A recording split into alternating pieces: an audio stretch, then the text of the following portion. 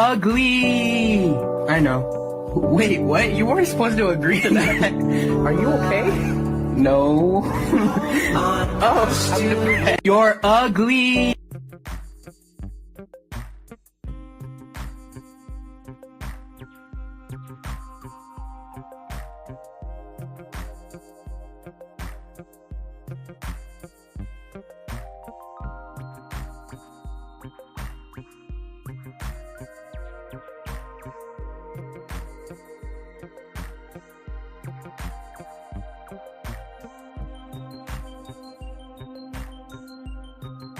Ugly! I know. Wait, what? You weren't supposed to agree to that. Are you okay?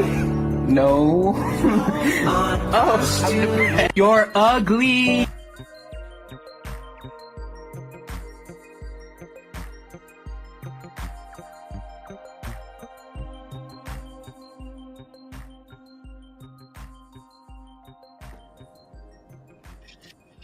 Good morning, good morning, good morning, good morning, Naughty Crew. Yes, I am here early because I have an early appointment this morning. So I wanted to make sure I handle my business when it came to this Naziah Harris case. All right. Y'all heard that first clip of Naziah calling herself ugly. And then the TikTok says, "Are you okay?" And she says no. She was leaving clues as to what she was going through in that house of horrors. And I don't care what nobody say. Not only was she SA'd and raped on a regular basis by her aunt's baby daddy, I believe they was beating on her in that house. You heard from the family. Our very first video that started the installment of Black Girl Lost, um, Naziah's great aunt and Naziah's cousin said they constantly put her down in the house. They always called her ugly. They always called her nappy headed. Um, and that's because they are ugly. They didn't feel good about themselves. And when it comes to bullies, they have to put other people down in order to make themselves feel better.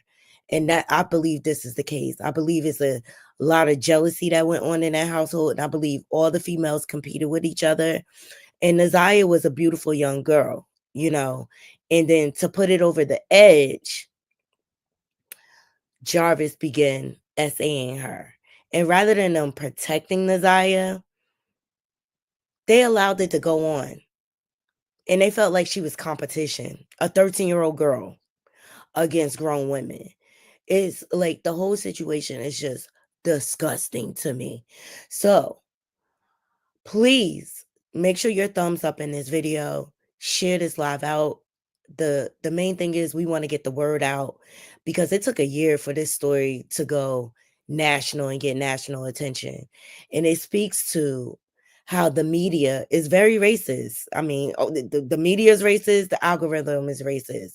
And when it comes to our Black little girls, they are not valued in this country. You've seen it with the R. Kelly case. Okay. That's why nobody paid attention because it was Black girls involved. So they don't care. We're throwaways. I've seen many more cases get national attention, but because this is a little Black girl, they didn't care. The system failed her. The CPS system in Detroit, the police department, the school failed Naziah. Okay. Clearly you could see that she was pregnant. Clearly. Okay. But Naughty Crew, one thing I noticed, and I just went back and I just kind of took a look at some of Naziah's old TikToks and photos out there.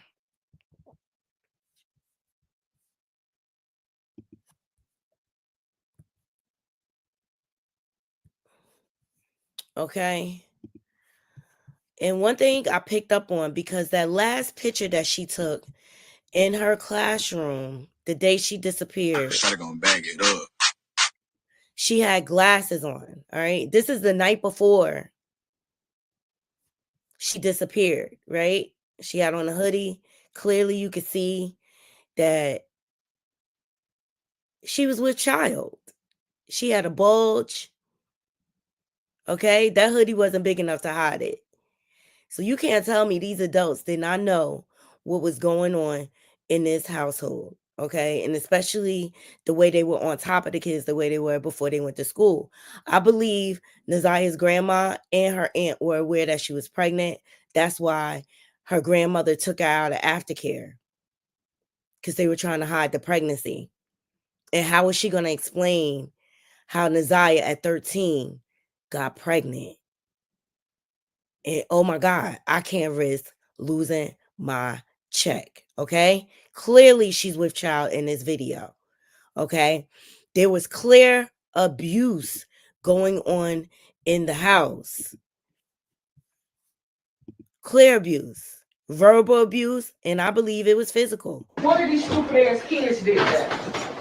Why y'all got this road fucked up in front of the door? I know y'all seen it. Clearly, there was verbal abuse, right? This is what we have evidence of. Y'all saw the rug fucked up, so. This is how they talk to the kids. What's going on with your coat? You don't know how to zip up your coat? Where your motherfucking coat at? Right. Get these coats.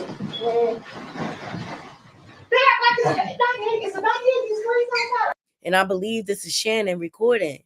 This is how immune to the abuse she is. She's used to being talked to this way. So she sees nothing wrong with her mother talking to these kids this way, just like they didn't see anything wrong with children being essayed and raped in the home. They all have been through it. So now they're desensitized to abuse. And this is why Javis, I don't care. I can't even say his name. I don't know if it's Javis or Jarvis. This is why he was able to move in and basically created a pedo ring for himself. And they were feeding him children to abuse. Thumbs up the video. No. Come here. It's up under that shirt. It's up under that sweatshirt.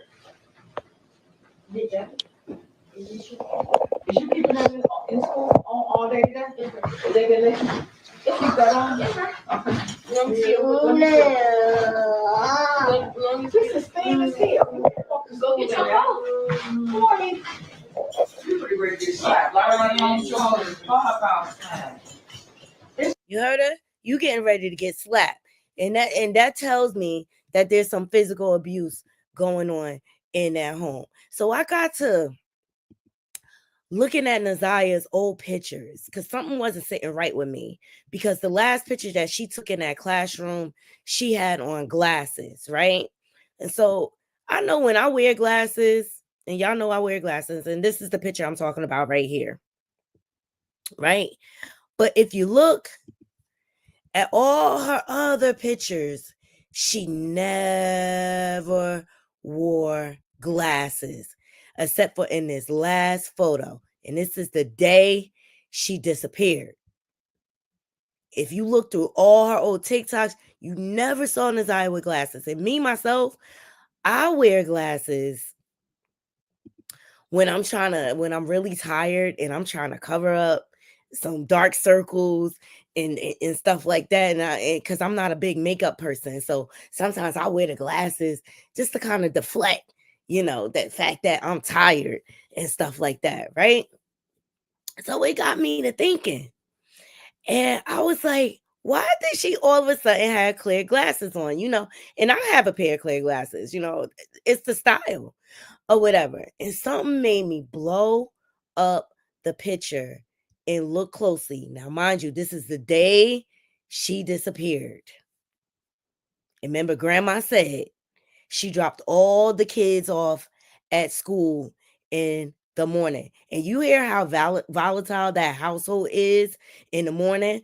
Grandma verbally abusing the kids, threatening to put hands on the kids and stuff like that, right? I zoomed in, Naughty Crew. Where did this bruising come from? Nazia was leaving crumbs. Was this Nazia's way of telling us something happened to us? Now, mind you, the cousin called in on a live and they asked her about Naziah going in the classroom and throwing herself on the floor, right? Let me give y'all a reminder. Please thumbs up this video as you loading up in the room. And I'm going to just play the audio for y'all. Jarvis and Shannon have been messing around since Shannon was 16. Yes. So Naziah would have been 2? 2. Yeah. And she got adopted at 2, right? Exactly. Which is why I said from the beginning, there's no way there's no way in hell that he's been having this relationship or this nonsense going on with her since 2022. That's probably just when she was able to get a phone. Correct. And I believe I said that earlier because he's been around her too. Look at what he's been doing. His oldest daughter that's in all of the videos with Naziah, she's 11. So there's no way. But is that just his oldest daughter with Shannon, correct? He has other children. Shannon, yes. And that means that he has been around for 11 years. So is the other twin in this or no? Because from my list of it, I feel like she played a part in it. I know that she has her own home. I don't know how long she's had her own home. I don't know if she has involvement in it or not. Okay. So this is a question. Is it true both of the twins? Is it true that both of the twins dated Jarvis? Yes. That's just nasty. Sorry. But again, remember, they don't know yes. better. Yes, I said yes. That's just want to cut his penis off. I don't care. Come on, we on live. Like I'm sorry. F1. Okay, so they said what happened when she fell on the floor. Do you know anything of that? The substitute teacher said she just came into the classroom and she fell on the floor. That's it. And she was on the floor crying, I believe, and was that. Okay? She fell on the floor. Why was Naziah upset? And I'm sorry, I get that she wore glasses for school. Thank you, Danica, for that information. But at the end of the day, I still see bruising. I cannot unsee that. I still see bruising.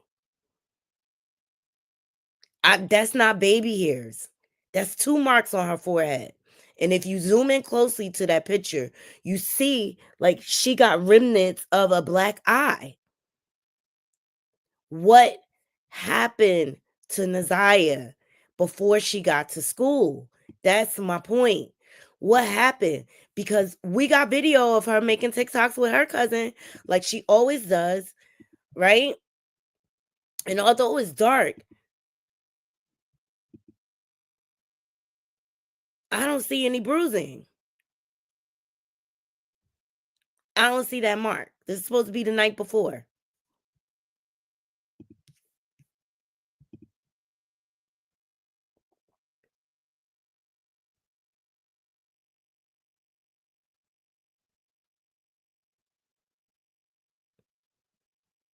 I think she was getting further and further along, and they knew they couldn't hide this secret for much longer. And first, they attempted to beat the baby out of her. It's disgusting, but that's my opinion. Okay, I'm not saying that that's fact, but that's just an idea of what possibly could happen to her. Because where did that bruising come from on her face? Where did it come from?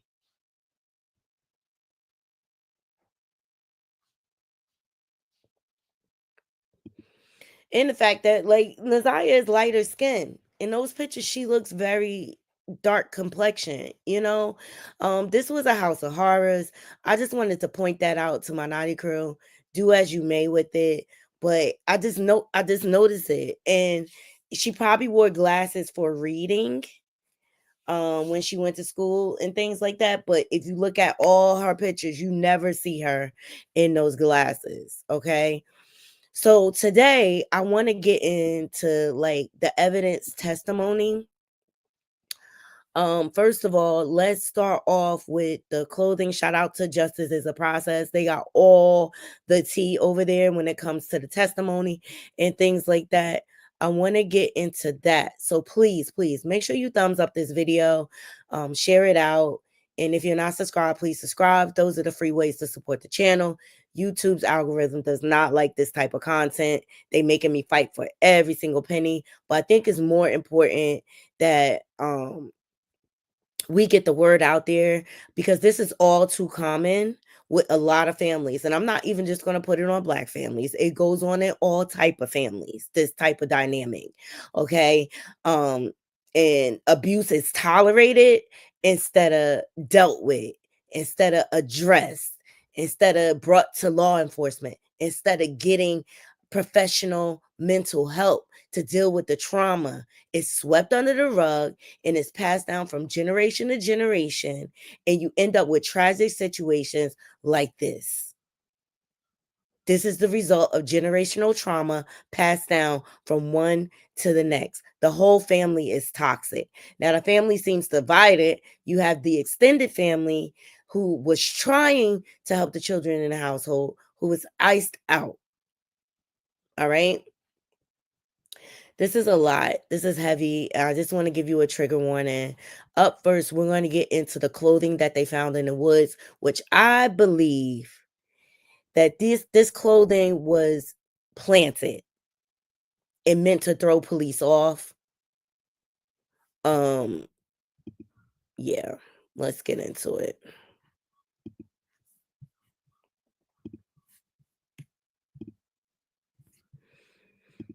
All right. This is the forensic scientist. She revealed crucial evidence. Here we go. Yes. Going to the second slide or second photo, can you just tell us what we're looking at here on this slide?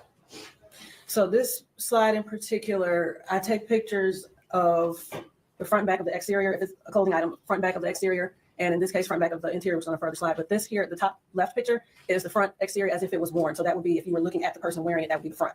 And the bottom right picture is a close-up of the top half. And if we can go to slide 10. And we're looking at the 10th slide, starting.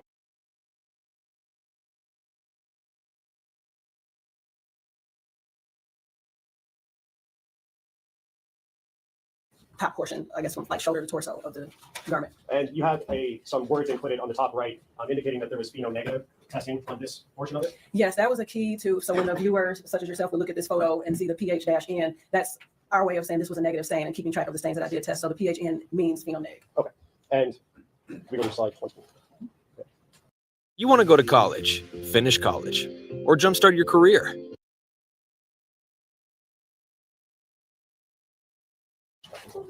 I want to focus on the bottom right photo here. What are we looking at in the bottom right of the 19th slide of the PowerPoint? The bottom right photo is where the positive pheno stain was located. This would be the interior back portion of the item. So like inside here, I don't know if you can see, but like it would be interior inside I flipped it inside out to test those stains. So what we're looking at here in the bottom right, that's inside out. So that's why we can see what would be the tag. The tag, correct, yes. And now could we go to slide 4? And this says on here, Ph-POS, does that stand for positive? Positive, yes. And so that area on the inside of the, if it was inside out, that area tested positive for the possible presence of blood. Correct. Okay. And did you do the same sort of PowerPoint for the black hoodie that we tested, that we talked about earlier as well? Yes, I did. And do those pictures that you took, were they put into a PowerPoint similar to this one? Yes. And do those pictures in the PowerPoint fairly accurately depict your observations as you're testing move forward of the black hoodie? Yes. Move to admit people's proposed 44, so we got a little mixed up in the numbers. Okay. Good to admit. And permission to publish. Yes.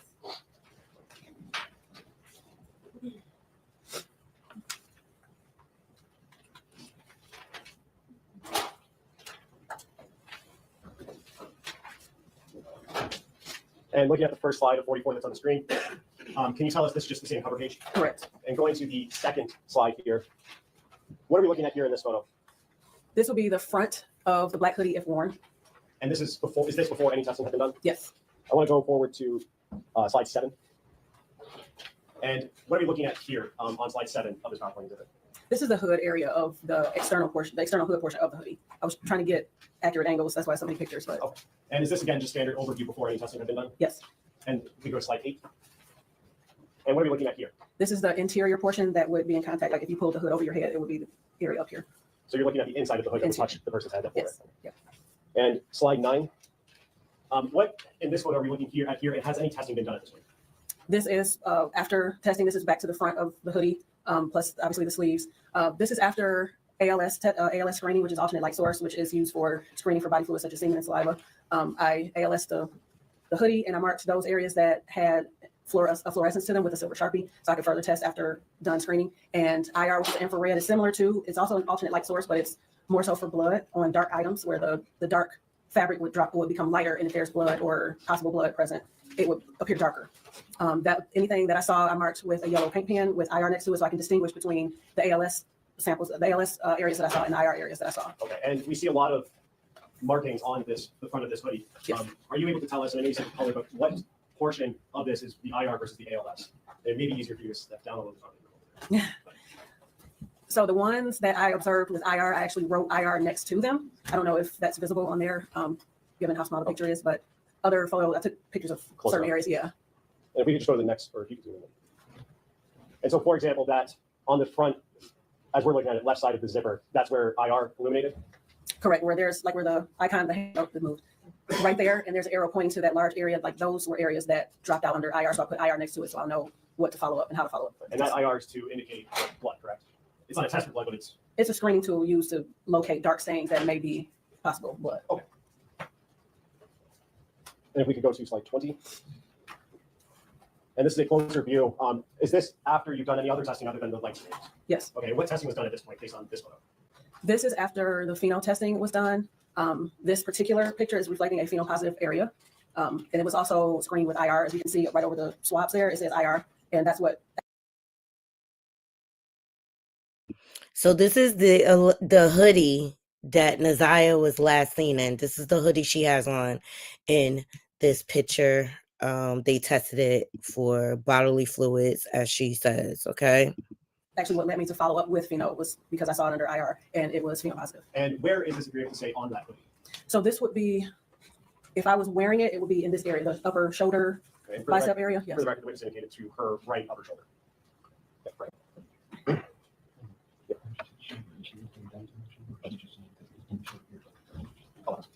You said shoulder. Are you saying that this picture was taken from the right shoulder area of the hoodie?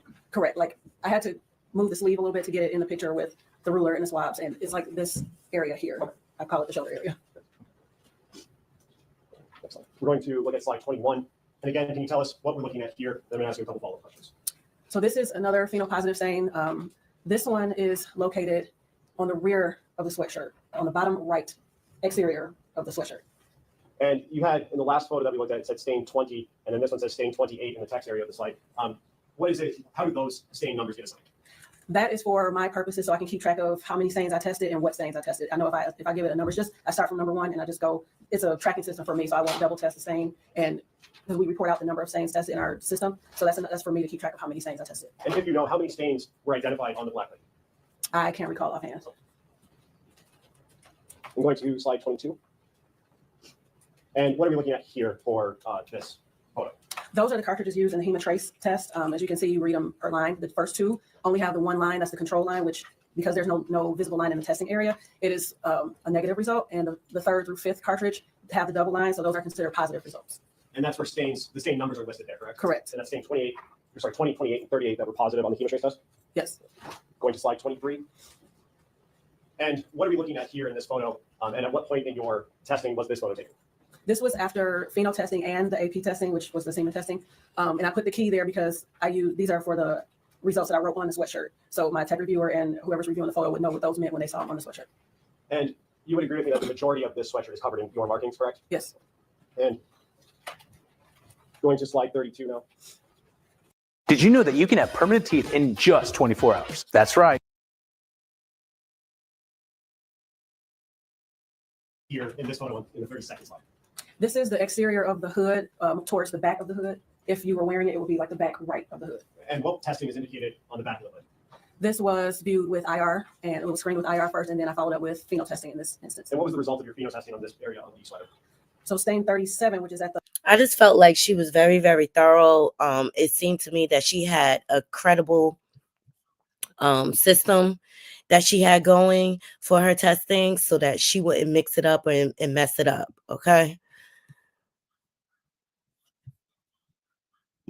Where the tip of the ruler is at the bottom, that was a very weak positive for pheno, and 36, which is upper towards my typing there, that was also a pheno weak positive. And did you do any further testing with this section of the hood because it would be positive, if you remember? I don't recall offhand.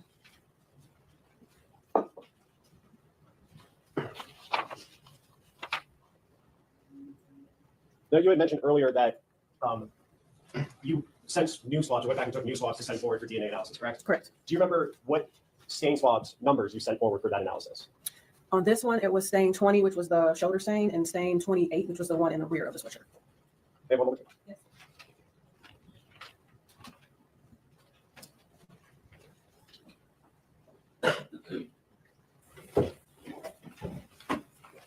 Is there both of those stains, 20 and 28, that you sent forward were phenopositive and chemotrace positive, correct? Correct. There was a third one, I think it was 38, that was also chemotrace positive and phenopositive? Yes. What's the reason you only sent 2 of those 3 forward? I sent one from a representative area, which was the one from here and the one in the back. The other one is available to be tested in the future if necessary, but I selected 2 of the stronger phenopositive stains, and they were hemotrace positive stains. I sent those 2 because they were from 2 different areas on the sweatshirt. Okay. And before you go on, you said here, for the record, yeah, for the record, witness indicated towards her right shoulder, and then the other area was from the back right side. No, I just want the record. Okay. From the lower back way. Yes. In terms of the testing that you did and your experience testing and doing blood screening and things like that, are you able to talk about the quantity of results that you saw on the sweater at all? In terms of there being 38 swabs, at least 38 swabs, is that normal in your experience that there be that much on there, or are you able to talk about that? I'm not able to say because it varies from case to case. Fair enough.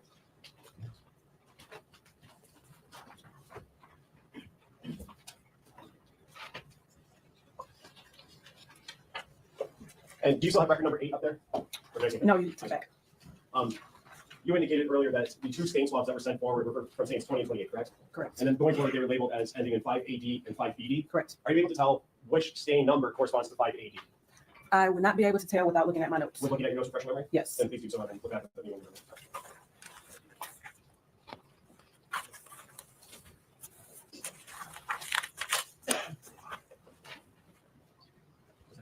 Is your memory fresh? Yes. What stain swab number that you gave it is 580? 580 will be stain 20, which was the shoulder area stain. And then 5BD would be 28? Correct. And that's the back right, lower back right side? Correct. I have another question. Okay, there you have it. So that's the evidence that was tested for bodily fluids. We'll say it like that. They also had cell phone records. Let's hear a little bit of that. Same source.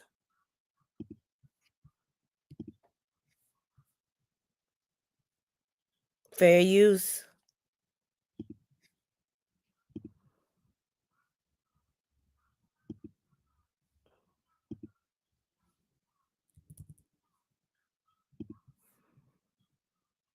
And on the screen and in your hand is Exhibit 33.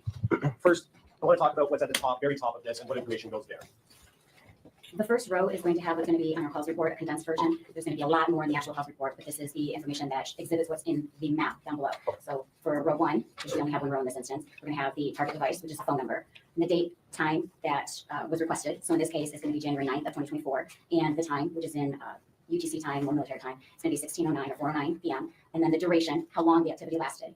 You have a start lag and said that's actually your location information, and then the call type. In this case, it was a voice call. Call status, whether it was completed or not completed. The direction, incoming or outgoing. Did he make the phone call or did somebody call him? And then you have the contact ID, which is who the device was contacting or interacting with. Okay, and that would have been the phone number that it was, in this case, that we're looking at an outgoing call was placed to? Yes. All right, so let's back up to the date. January 9th, 2024 that's what it says on Exhibit 33, correct? Yes. Okay. How do you know to do that date in particular for this case? So for all of these maps, this was requested by the officer in charge. That information is supplied to you? Yes. Okay, do you know the details of other parts of this investigation, or are you just taking the information the OIC gives you? I know the general information, but they asked for a specific date and time, and this is what we place on the map. Okay, and then moving over to the next row for time, it says 16:09 and 24 seconds, correct? That's yes. So that's my next question. You said that that's in UTC time. Can you describe or tell us what UTC time is? No, this time that you have here is in our time, Eastern Standard Time. UTC time is Universal Time Coordinated, and that's going to have that's like on the world clock. So you're gonna have -4 or -5. The raw records come back to us in universal time coordinated, and then we turn around and put it in our time so that you can read it and know that what time it happened here. And so just to be clear, the 16:09 or 4:09 p.m. is what time it was in Detroit, Yes. where this one was at 4:09 on January 9th. Yes. Okay. And that's a conversion that you have to do based on whether it's -4 or -5. Yes. What does that depend on, -4 or -5? It's the UTC time, universal time coordinated. So it's on the world clock. So our Eastern Standard Time will change, fall back or spring forward based on the summer and the winter. And so during the summertime, it's going to be -4 from UTC time, and then during the winter time, it's going to be -5. So we just put it in so that the time that you have here is Eastern Standard Time. Okay. And then the 2 rows over, one next to duration, start, LAC/CID. Can you tell us a little bit more about what that information means and why it's important? So that's going to be your location information. Your LAC is location area code, and then the SID or CID is your cell ID. Okay. And that is what allows you to generate, or part of what allows you to generate the map that we see below? Yes. Okay. So let's talk about the map that we see below.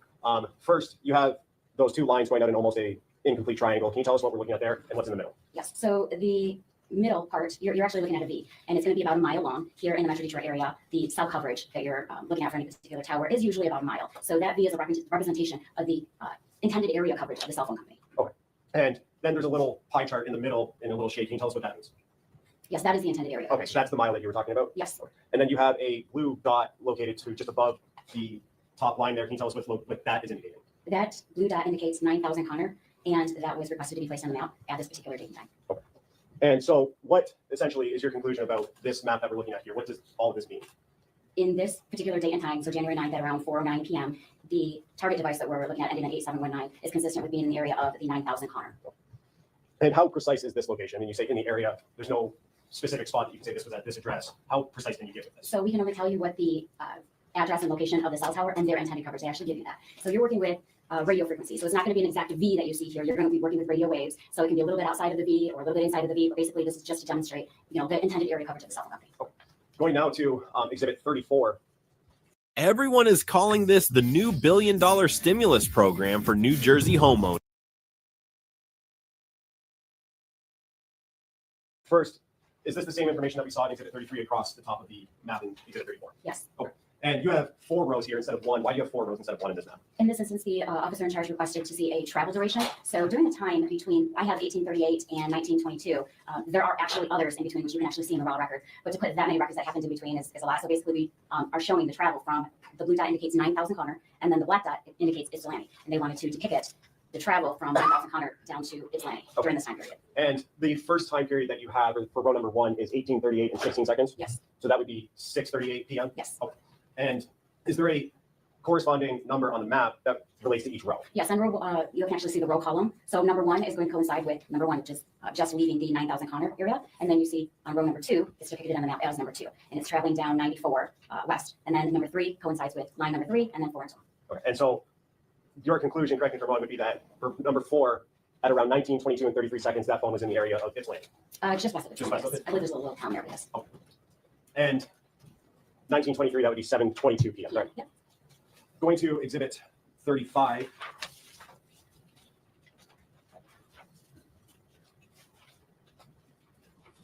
And on Exhibit 35, which is on the screen now, you have, again, 4 rows, but there's different coloring for that information. Can you describe what we're looking at and what coloring means? Yes, so the blue dot indicates 9,000 Connor, again, and the purple dot indicates 13362 Wilshire. And those are the 2 locations that the officer in charge requested to be placed on the map. And they wanted to show that this device was in the area of either of these locations and at what time. Okay, and so can you tell us about the lines closer to the 9,000 Connor location and what ones those correspond to in your records up top there? So this is an RTT report or a time advance report. And the row number 1 and 2, which one is a dark blue line, and the other is a light blue line, all indicate approximately around the area of 9,000 Connor during the time of 2028 and 2042, which is 8:28 p.m. and 8:42 p.m. Okay, and so is it fair to say that this phone was in the area of 9,000 Connor at those times on January 9th? It's consistent with being around the area.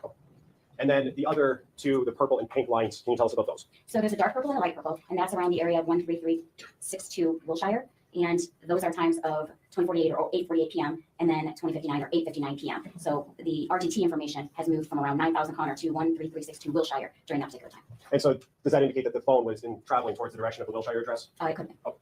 And you said RTT. Can you tell us a little bit more about what that means? RTT is a real-time tool or time advance. Basically, it's a report that T-Mobile will send out, and it's historical location information. It's not necessarily based off of any type of activity. So you're not going to have phone calls during this time. It's not going to be text messages, or as long as the phone is on and the cell tower basically, or the base is able to get in contact with the device and back. So basically, it's the time that it takes for a base station to send out a signal and then have it received back from the device. Is it fair to say that that's more of a passive interaction between the phone? There's no input on the phone that's required for this? There's no input required at all. There's not, any sort of cellular activity at that time. It's basically for, efficiency and performance by the network. Going to exhibit 36 now, which is on the screen. On that first page, you have 8 lines. Can you tell us the reason you have 8 lines and what they're indicating? Number 36 is a custom port and tower map of the date and time of January 9th from 22:53 or 10:53 p.m. to January 10th of 2024 at 1:11 a.m. Okay, so that's the time you're analyzing here is from closer to midnight on the 9th, going into the next morning, early morning on the 10th, correct? Yes. All right, and going to the second page of this exhibit, can you tell us what we're looking at in this map on the second page of exhibit 36? In this map, we're looking at rows 1, 2, and 3. So the red dot that you have right there, smack dab in the middle, indicates 2000 Harbor, which is the Park Crest Motel. And then the next slide has a different address associated with it. But what we're looking at right here is the 2000 Harbor Park Crest Motel. And is that in Harbor Woods? If you know. That I can. That highway that is just off of, that's 94 highway, correct? Yes. Oh. And the 2 towers, or the 2 lines that you have here, does that indicate the phone was interacting with those towers at the times in rows 1, 2, and 3? Yes. You see the dark blue tower on the south side facing north. That's the area coverage. And then you have the light. So it's alleged like Jarvis and Naziah checked into a motel. They said there's footage of her going in, but there's not footage of her going out. So that's what they're indicating this location here. Towers up top, the light tower up top, the light blue is number 3, and that's facing downward, and they encompass the area. They overlap the area of the Park Crest. Okay, and the phone was interacting with both those towers at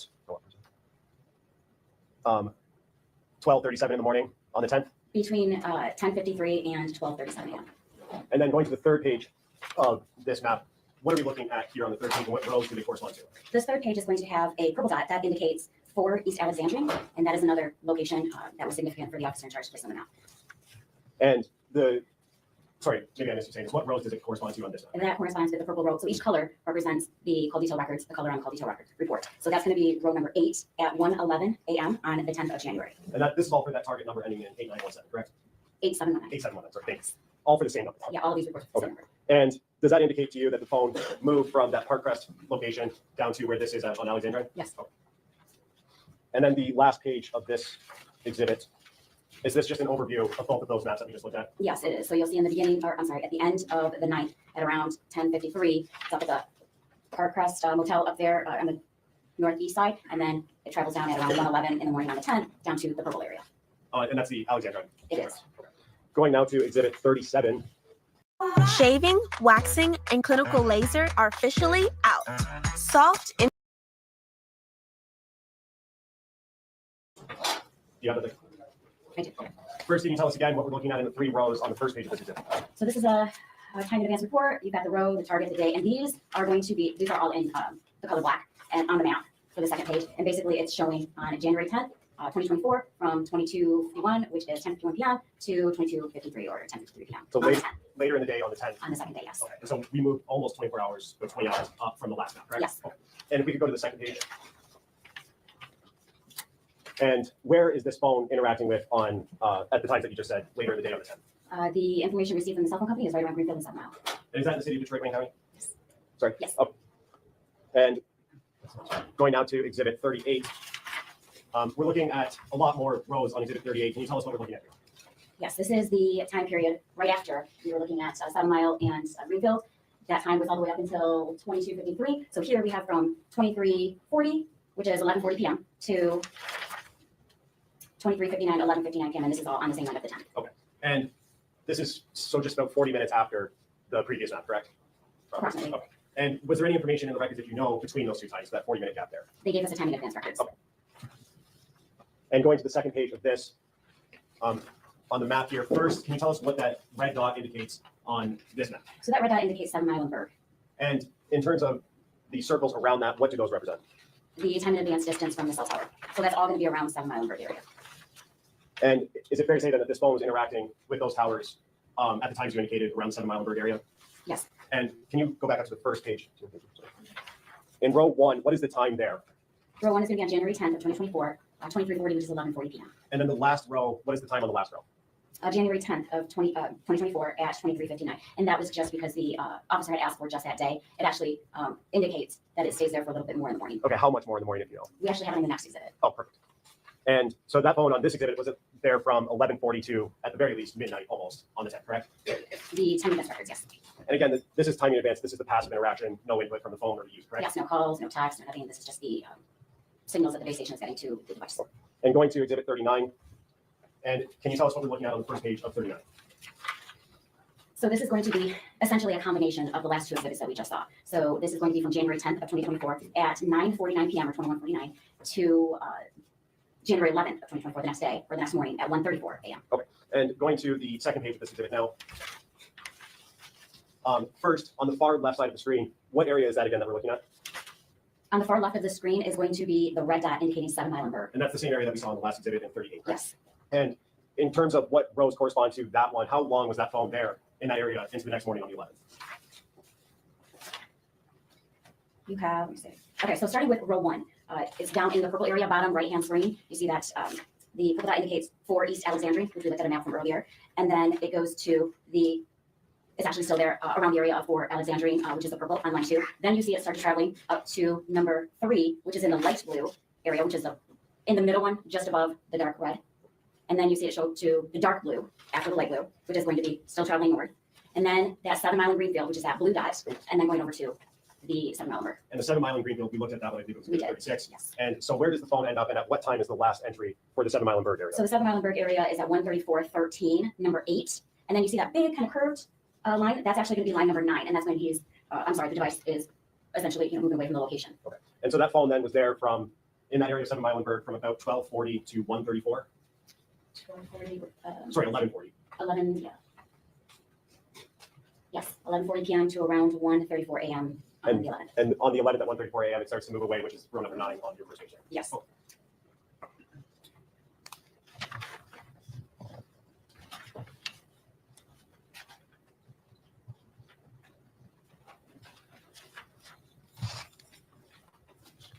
And you had mentioned earlier that part of the search warrant return from T-Mobile includes subscriber information, correct? Yes. And did you get the subscriber information for this phone, target phone number that we've been talking about? Yes. And do you remember what the name associated with this account was? One of the subscribers didn't show any information. The other subscriber had, it was spelled wrong. It's like Jaris. And what was the last name? Butts. B-U-T-T-S? I believe so. May I have one more? The phone was in his name, so pretty accurate to me.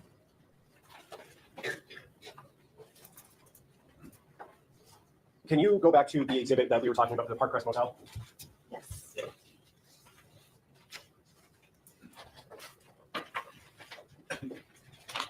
I believe that's exhibit 36, correct? And what's the address for the Park Crest Motel that's listed on there? 20,000 Harper. Okay. Maybe I misheard it. I think it's 2,000 earlier. Oh, I apologize. It's 20,000. 20,000 Harbor? Okay. Nothing further, Judge. I have one question. Back on exhibit 38, the last one we said on the right with the top left corner. This one. Why is it going to work? It's 38. This is 38? It's 39. Yes. 39. So there's an image in the house on the bottom right, in purple, you have blue is the car. The left and the 7 Meilenberg is shoes. What does that indicate? For footprints? I believe there was possibly some evidence there. Okay, I didn't know what the different images, if it was significant. No. I don't know if you have questions based off of what I have. No, I don't. Let's, may I have one more? Okay.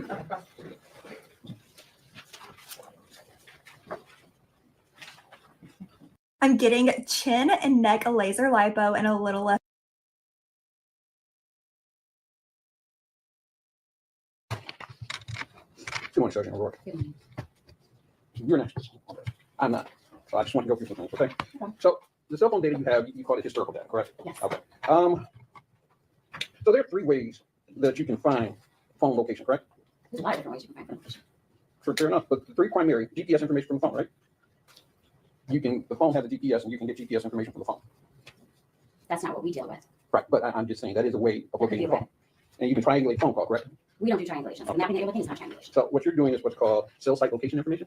No, we're doing the calls report. They actually give you a physical Latin long for the tower. They also give you the azimuth, which is the central location of the area coverage. So we're actually putting all the information that they give to us and putting it on a map. Right, it's called a CDR, correct? Call detail records. Call detail record, okay. So the call detail record is basically a bunch of numbers that tell you this phone is communicating with a tower in a certain area, correct? Yes.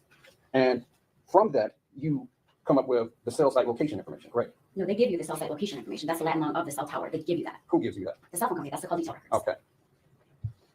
And I think you mentioned this is all historical information. Yes. And it's an interpretation, so it's not 100% accurate, correct? When you say 100% accurate, the cell towers are the lat long. There's no interpretation there. You're talking about the intended area coverage? Right.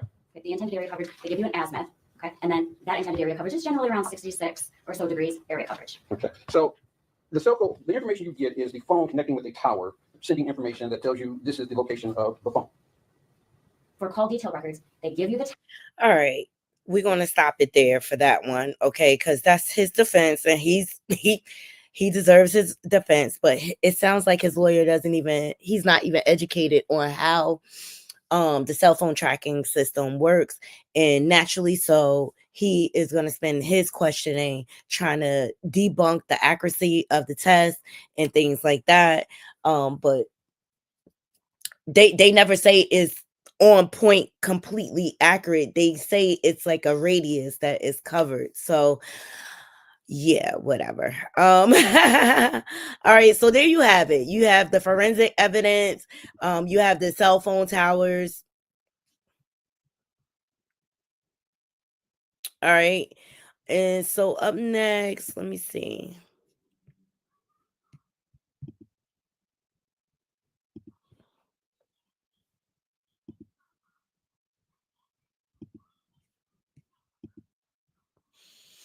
I want to get into Jarvis's business partner first. Y'all let me know. Y'all want to do the business part? I think we should do the sister because this was heartbreaking. I know this had to be hard for her, but she did what she was supposed to do, with this little girl missing and everything. And she happened to be at the shop the last day that Naziah was there. So let's get into her testimony. This is Jarvis's sister. Okay. And mind you, I'm sorry, Jarvis tried to completely, yes, his sister tried to completely distance himself from Naziah, and they'll come to the shop to work for me, to clean up, and you could check my cell phone. He tried to act like he was transparent. Child, the sister debunked all of that. The sister in Marquetta's daughter, I think, sealed the deal for these charges. And what way was his truck facing? It was facing my direction, so the front was. Let me go back. Direction, so the front was. Kind of parked parallel. As I sat there, it was safe for me to drive. And what's the reason that you went and talked to Detroit police? I had reason to believe that I saw the day she went missing. Tell me about that. What makes you believe that you saw Naziah on the day she went missing? Where do you want me to start? It's a lot. So from the very beginning, where is it that you think you saw Naziah? At the shop on Harbor and Commerce. Okay, and whose shop is that?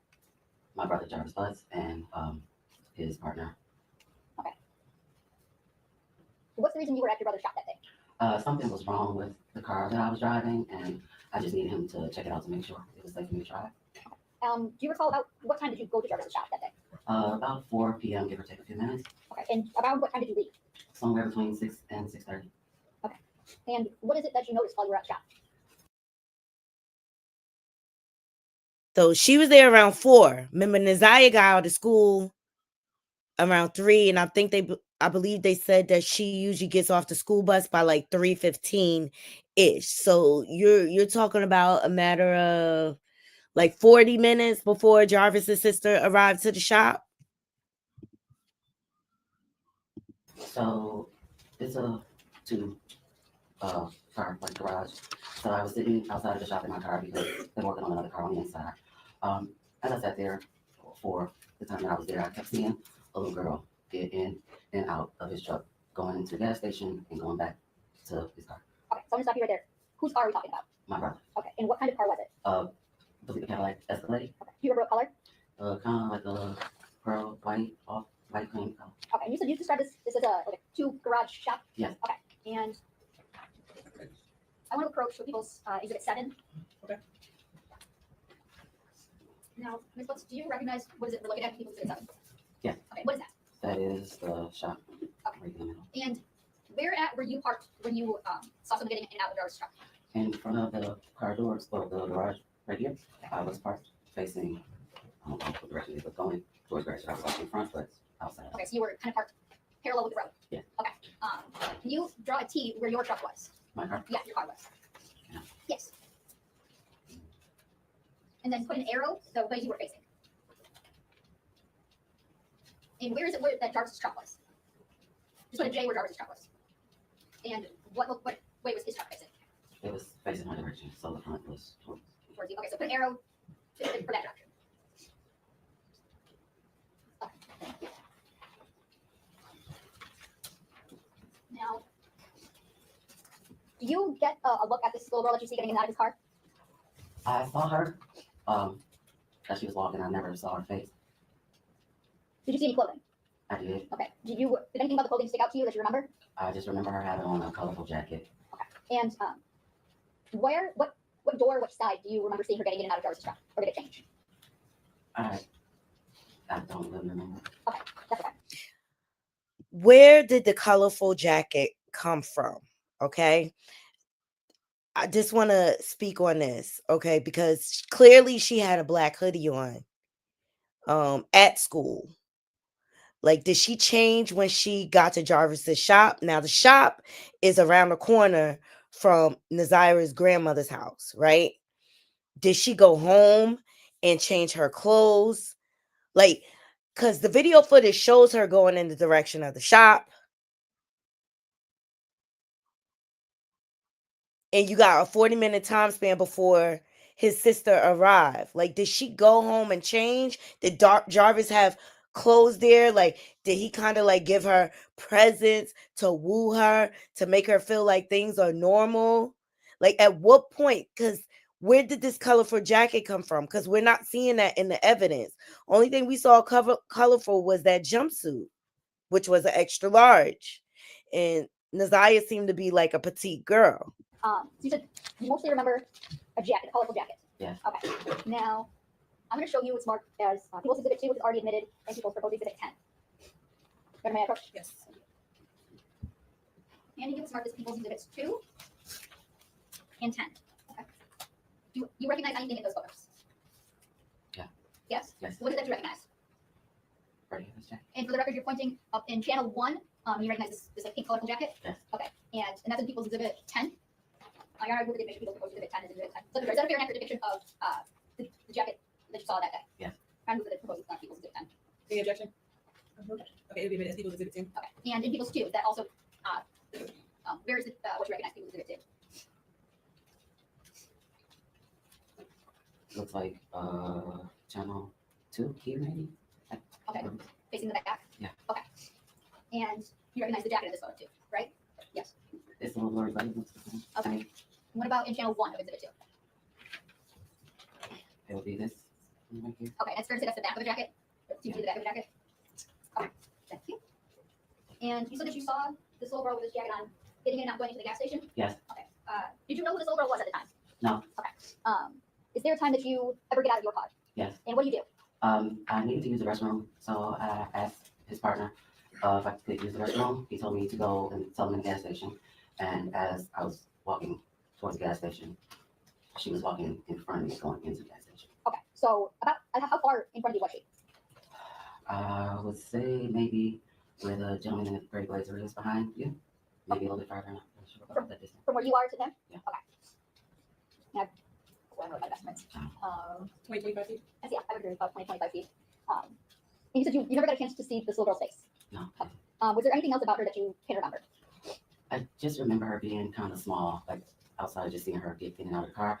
When I was walking towards her, I was like, she's tiny, and I just remembered the coat. Okay. Tiny, like in what way? Like tiny, skinny, short? Kind of skinny and short. Okay. And did you ever ask Jarvis who the little girl was? Yes. And what did he tell you? He told me, and I can't remember if it was this exact word, or he said is my partner's niece, or he said it was King's niece. Okay. But You knew who he was referring to? Yes. Okay. Did you think anything of it at the time? No. Okay. And what is it that made you think something? Was there a time you thought something different? Yes. Okay. What is it that made you think something different? I received phone call, a video call from one of his kids' mom, and she told me about some things that happened on Valentine's Day, and then she sent me a video of a podcast about my brother. Okay. And what did you do as a result of receiving those things? I called Shannon and I asked her for Sergeant Jones' phone number. Okay. And who's the Shannon that you called? His kid's mom. Shannon Harris? Yes. Okay. Do you do anything before you go and talk to Sergeant Jones? Yes. Okay. What is it that you did? Okay, so after having a conversation with Shannon Harris and his other kid's mom, I was informed that his partner King, I guess something happened where the Objection, Mrs. Hearsay. It's not a statement yet, Judge. Being informed. I'm not sure what she's even about to say. Okay, to the extent that it's informed, someone else's statement. You might have to object in a couple moments. You need to speak up. If you stand up, please make your objection. Yes, just objecting to the fact that she was informed of something. It appears this might be hearsay. Oh, could you finish what you were saying? I don't know where you're going with this. I'm trying to remember where I left. Okay, so after talking to Shannon Harris and his other kid's mom, I was informed of some things that had taken place, I think Valentine's Day. So they told me that his partner King. Okay, so at this point, this is hearsay. They told me in a lack of personal knowledge the things that she was informed of. Can I finish? One second. This is objection. I'm sorry. So based on those, do you go and talk to someone else? Yes. Okay. Who do you go and talk to? His partner King Okay. And where is it that you go and talk to King at? at the shop on Harbor and Commerce. Okay. And without telling me what King said, kind of describe what was your conversation about? Well, I went to see what happened and what was going on. During that time, I told him that I had never seen any little girl at my brother's shop besides my nieces, outside of the little girl that I saw getting out of his truck today. Okay. And you told this to who? King. Who was King again? His business partner. Okay. And do you know his government name? I believe it's Cordero or something like that. I just always call him King. Okay. So you went and told him that you hadn't seen anyone out at the shop besides your nieces, and then the one little girl you saw that one day. Yes. Okay. Did you ask him about that little girl? Well, I didn't ask him about it. After I said that to him, he told me. Objection. Your Honor, this is going to be hearsay again. Judge, it's going to go to the effect on the listening. There could be an exception. I don't know what she's saying. So you might as well stay standing up. Go ahead, say what you were saying. After I mentioned to him that I only saw my nieces and one particular little girl, he then told me that that was Messiah that I saw that day and I was there.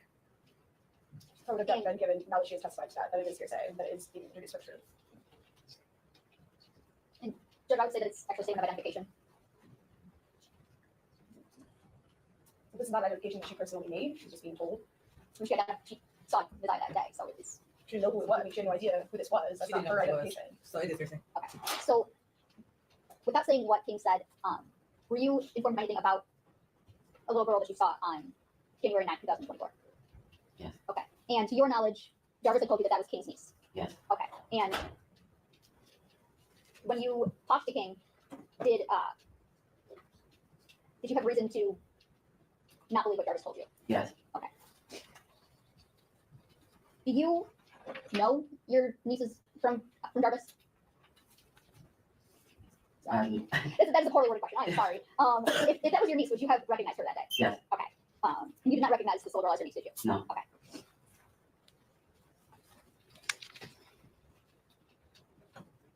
What is it that you did after speaking with King that day? I called Shannon Harris and I asked for Sergeant Jones' phone number. Okay. And did you eventually talk to Sergeant Jones? Yes. Okay.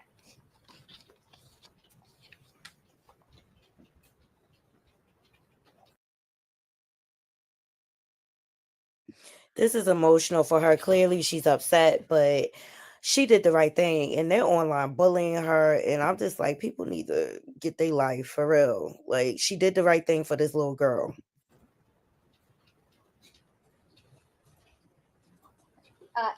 Sorry about that. What day was it that you went to the shop and saw that little girl? Can I ask you a question? I didn't remember the exact day at the time. Okay. What is it that makes you believe that it was Ms. Harris that you saw on that day? I'm not quite sure how to answer what you're asking me. Like, That may be a poorly worded question. I'm sorry. Can I say one thing? Yes.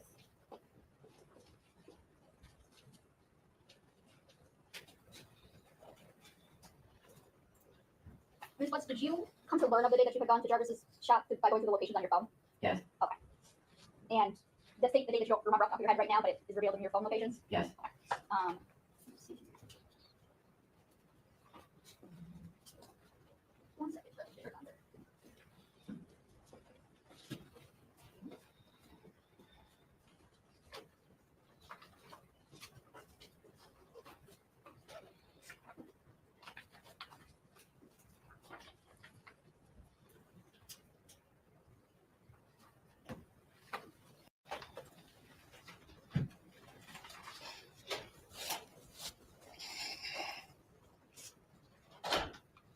When is it that you went through your phone locations to determine the date? I'm sorry, do you need a moment? This is emotional for her.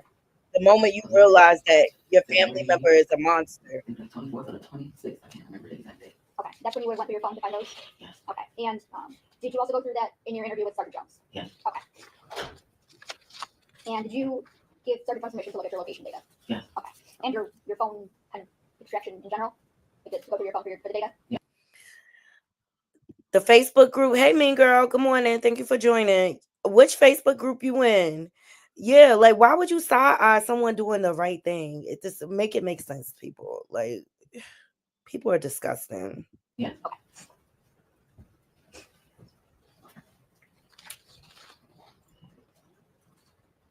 Nothing else, Judge. Thanks, bro. So you go to the shop where your brother works periodically, right? From time to time, yes. You've been there prior to the day we've been talking about today? Yes. A couple times at least? Yes. And you've been back there after? Yes. But the day we've been talking about, that's the only time you ever saw a child there? That was the only time I saw a child I didn't recognize. Okay, so you had seen other children there before? Yes. Okay, when you say that you recognize, these are who exactly? My nieces. And when you first arrived at the shop that day, Jarvis told you that he wasn't going to be able to work on your car? No. No? Did you ask him if he'd be able to? So the things calls for hearsay, they can't even statements of the defendant.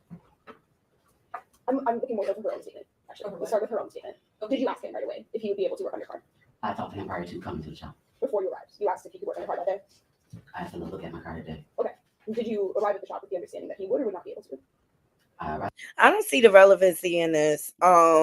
Yeah, but we heard the main thing. She seen Isaiah at that shop before she disappeared. Now, I went back to get the mother's testimony. Oh, really? I gotta look at it today. Thank you so much, mean girl. Because I wanted her to describe what she had on. And I just felt like when the grandmother was testifying, she was doing everything she could to throw this investigation off. She was not trying to help. And I felt like she did not have Nazia's best interest at heart. She tried to minimalize the amount of time that Jarvis spent in her home. Okay. She tried to say, oh, they barely interacted with each other. And clearly they did. Like she clearly was lying. But listen to her describe what Nazia had on. That you saw? Not that I remember, no. Okay. Now I want to talk specifically about January 9th. You had described your morning routine with the kids. Did you follow that routine on January 9th? Yes, I did. And did that include dropping Nazia off at J.E. Clark 7:15 to 7:30? Yes. And can you tell us what she was wearing on January 9th, 2024? Yes, she was wearing a pair of light powdered blue jeans with a light powdered blue jacket that had the black little fur around the collar. It was like a two-piece set. And did she have a sweater on or a shirt on or something? She had a shirt. She wore a shirt underneath her. And you remember, did she have any other clothes with her on the 9th when you dropped her off? She had her little blue sweatshirt with the little hoodie. She had that with her. And do you know how or when she got that hoodie? I bought that hoodie for her. I guess it was in the fall sometime when I bought it. When I first, it wasn't nothing new. It was just one of her old hoodie jackets she used when she go to gym. Okay. And in terms of, if you know, the condition of that hoodie on the 9th, was it torn, ripped, damaged in any way? No, it was fairly new, like kind of like still new, because she took pretty good care of her things. Oh. Mm-hmm. May I approach you? Yes. I'm approaching with People's Proposed Exhibit 12. Miss Harris, do you recognize what I just handed you? Yes. And is that a picture of Messiah? Yes. And do you know when that picture was taken? The same day, January the 9th, she took this picture. Oh, move to admit People's Proposed 12. Any objection? No objection. It'll be admitted as People's Exhibit 12.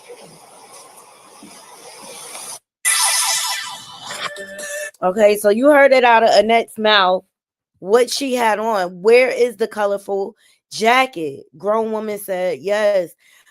She is torn between loyalty to her brother and telling the truth. She's clearly traumatized, but she also know what her brother is capable of, right? That's the other part of it. The mean girl said the Justice for Naziah Harris group. I'm in that group, so I'm gonna look for those messages.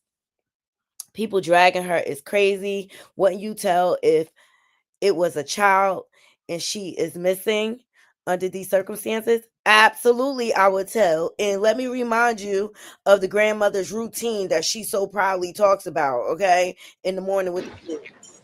One of these stupid ass kids did that. Why y'all got this world fucked up in front of the door? I know y'all seen it.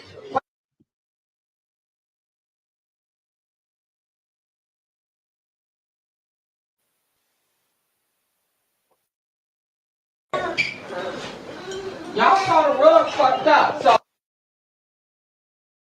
What's going on with your coat? You don't know how to zip up your coat? Where your motherfucking coat at? Right. Get these coats. They act like it's a 98 degrees outside. No. Come here. It's up under that shirt. It's up under that sweatshirt. Is you keeping that in school all day today? Is they gonna let you keep that on? Okay. Let me see it. This is thin as hell. Go get your coat. Morning. You pretty ready to get slapped. Right on your shoulders. It's cold as hell outside. You, wear your coat. And then I can't finish this. If you don't take that hoodie off that motherfucking clothes, I don't give a fuck whether you can fit it or not. You're not walking out of here without a coat on. Let's go. You need a And coat. that coat that you wearing ain't yours nowhere. That's the one that was too Ariel broke the zipper on. That's her. Why are you wearing a too small coat? Because she couldn't find her, so she went up there and put that beige. Remember that beige coat that both of them got during Christmas time? Ariel broke the zipper on hers. I never had it fixed. She the one that ran upstairs 2 days ago and put it on, which was okay. But of course you can't fit it. It ain't your coat. But it's time for everybody to say prayer. You too. Her. All day. Say good morning. Say good morning, everybody. Dirty clothes. She ain't got no fucking socks. They take the dirty clothes downstairs. She want to come to me at the last minute and ask me for some socks. I'm telling you, she gonna be leaving out of here. She gonna be barefooted with no damn socks. And whether you gotta go to school like that or not, it's on you. But she caught me at the last minute when I was getting Porter some socks. She knew that she didn't have no motherfucking socks. She knew that. And Porter knew he didn't have no damn socks either. Better get these kids together in the morning. They know. So next time your ass You next. Legend. Say good morning, Legend. Say good morning. He is too. Funky foot. I was in that room for 40 minutes straightening out my clothes. He didn't come in there not one time and say he needs some socks. Looking at Mishmack bag. Get you some Mishmack socks. So I helped him get some Mishmack, so he got Mishmack socks. You ready? All right. Everybody in the circle. Everybody hold hands. That's what we do every morning on the way out the door. All right, we're gonna let who said it last time? Porker said it said prayer yesterday. Okay, so Brooklyn ain't said it in a while. Did you said it in a while? Well, what about I think it's Zephaniah's turn. Legend, shut up. Come on, Zephaniah. We come to you, Father. In the name of Jesus. In the name of Jesus. Saying good morning and thank you. Saying good morning and thank you. Thank you for waking us up this morning, Lord. Thank you for waking us up this Watching over and protecting us. Watching over and protecting us. And no weapon shall prosper against us. And no weapon shall prosper Prosper. Against us. Amen. Amen. Amen, amen, amen. You kids have a good glory. Okay, that's the kids' morning routine, getting verbally abused and cussed out in the morning. That is not the quiet, meek woman that was on the stand the other day, okay? Complete opposite. The grandmother is not a grandmother that I know. Where's the love and concern? Exactly. Mean Girl said all that cussing, she needs prayer. Lord, exactly. How you gonna be reprimanding the child doing a prayer? The prayer is supposed to come from a heart. Let the child just speak from his heart. You trying to control the prayer. You trying to control what they're wearing. That just goes to show her character, how controlling she is. Grown woman said, cuss the kids out, and now you want to pray. Unbelievable, right? Double-edged sword. It's just a double standard, right? I thought she had a black hoodie, and now on the stand, it was blue. And clearly in the picture, it was a black hoodie.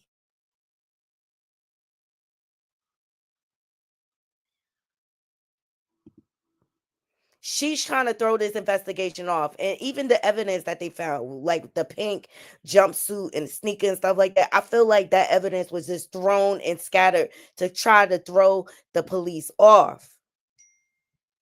Even her prayer is mean. Exactly, Naughty Crew. So I just wanted to remind you of the character that we're dealing with. So up next, let's get into Jarvis's business partner, because his testimony was very, very telling. He kind of filled in some of the blanks for me.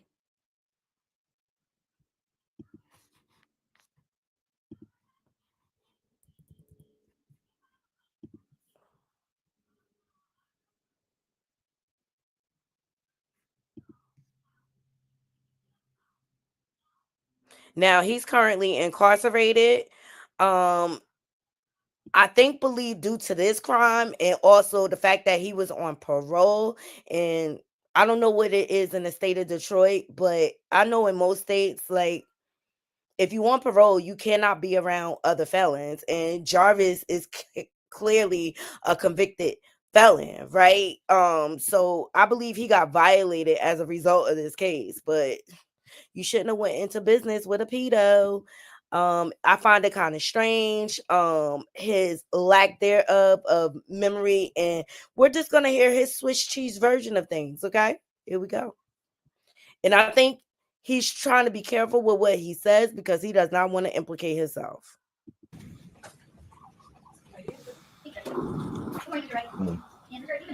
Yes. What's your nickname? King. Is that K-I-N-G? Yes, ma'am. Thank you. How old are you? 37. When's your birthday? 11/17. What year? 86. And just to write back in January 2024, were you on a MDOC touch? Yes, I was. And what dates were you on tether from? From March 14th, 23 to March 28th, 24. And what were your tether restrictions back then? I could leave the house from 6 in the morning. I'd be back in by 9 p.m. Mr. Rick, you know someone named Jarvis Butts? Yes, I do. How do you know Jarvis Butts? I first met him. We worked together at a shop called Frank's, and then we owned the shop together. And do you see Jarvis Butts in the courtroom today? No. Yeah. Would you be able to stand up so you can look around? Yes. Let me tell you, because the grandmother did this too, made them get her glasses, and now everybody act like they don't see Jarvis. These people full of bull, Swinky, I tell you. No. When did you meet Mr. Butts? 2018. You said you two worked together initially at a place called Frank's? Frank's. All right. Where's Frank's at? He has a couple locations at 7, but the one I met him at was on Warren and Neff. Okay. And what locations of Frank's did you work at with Mr. Butts? Warren and Neff.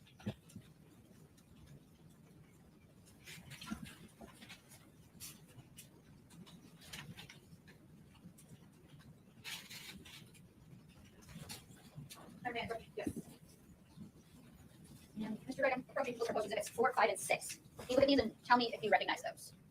I recognize this one, and this one. And those, are those a fair and accurate depiction of the Frank's Auto Shops? At least 2 of them on Warren and the other one maybe on Harbor? Yes. Okay, which is the one that's on Harbor? The last one on the inside. Okay, and that's People's Exhibit, proposed exhibit 6? Yes. Okay, you're not moving the definition of People's 4, 5, and 6? Okay. You'll give it as People's Exhibits 4, 5, and 6. Thank you.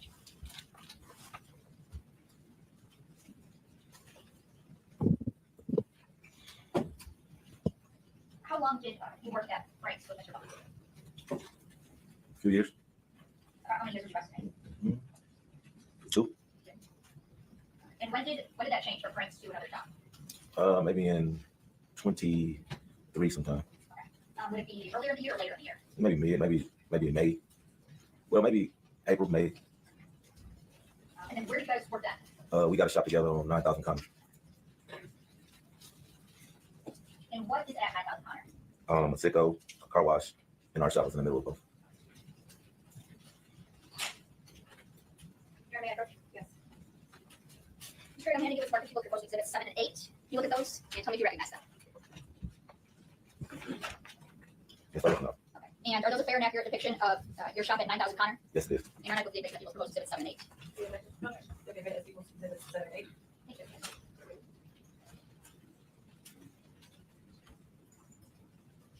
Who did you, and who was it that you mainly worked with at 9,000 Connor? I'm sorry. Who was it that you worked with at 9,000 Connor? Javis. I want to take you back to when you were working at Frank's with Mr. Butts. Did you ever see Mr. Butts with any children there? Yes. And specifically, did you see with any young girl children? Yes. And did you know who those were? Yes. Who were they? Who were they? His daughter, his niece. His niece. What about any boys? Yes. And who were they? His sons. How often would you see him with children there at Frank's? Sporadically. And at 9,000 Connor, did you see Mr. Butts with any children then? Yes. Any girls? Yes. And who would they be? His daughter. And what about any boys? Yes. Who would they be? His sons. And how often would you see him with children at 9,000 Connor? Sporadic. And as it relates to this, I find it quite odd that he uses the word sporadic when this man has upwards of 30 kids. I believe it was kids there all the time. case, it's fair to say that you spoke with Detroit police a few times? Yes, about 4. About 4 times, okay. That first time that you talked to Detroit police, do you recall about when that was? The first time was the day before Valentine's Day, so like February 13th. February 13th, and that of 2024? Yes. All right, and at that time, were you presented with a jail call? Yes. Okay, and who was that jail call with? Jarvis. Okay, and who was he talking to? Me. All right, and what was the topic of that jail call? He called to ask would I receive a cell phone out of a truck phone. And were you familiar with what truck he was asking you to get it from? Yes. What truck was that? It was a Z71 Chevy Suburban. And did you know who that truck belonged to? Yeah, his baby mom or somebody was dealing with. And do you recall listening to that jail call? Yeah, I recall. Okay.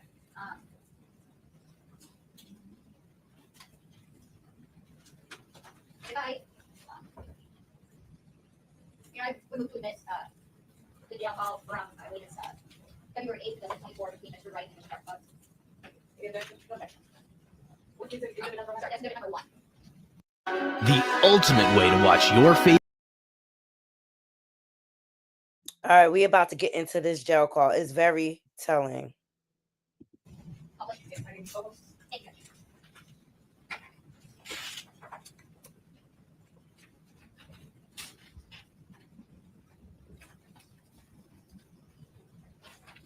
And for the record, I am playing people's exhibit 1. That's it. This is a one-time free 3-minute call from the unit at Lee County Jail. Your phone is not set to collect calls. This call has been provided by Helmet as a courtesy for friends and family. You cannot receive additional calls from this entity until you call prepaid call. We can take your credit or debit card information over the phone and connect you immediately back to your phone. This call is subject to recording and monitoring. Press 1 to accept all communications from this. Thank you for using Helmet. My guy, what's up, man? Not shit, man. What's up? Not shit, man. How you feeling? My bad, I missed your call. I was working like a motherfucker. I figured they said you took it back. It's like back. Yeah, you know it. What's up, my nigga? What's up, buddy? And shit. Man, I'm calling, man, because they put my money on my fucking books, man. Oh, yeah, take a minute when you put that shit on there. You could be walking in with it, man. They be playing crazy. I swear to God. They should have been saying this shit. You show you straight? You need something? I mean, I'm not going to come out. Yeah, I have money on my books, nigga. I can't deal with money. Oh, yeah. Yeah, so I put this shit on. I'm the habit. I get them on 0.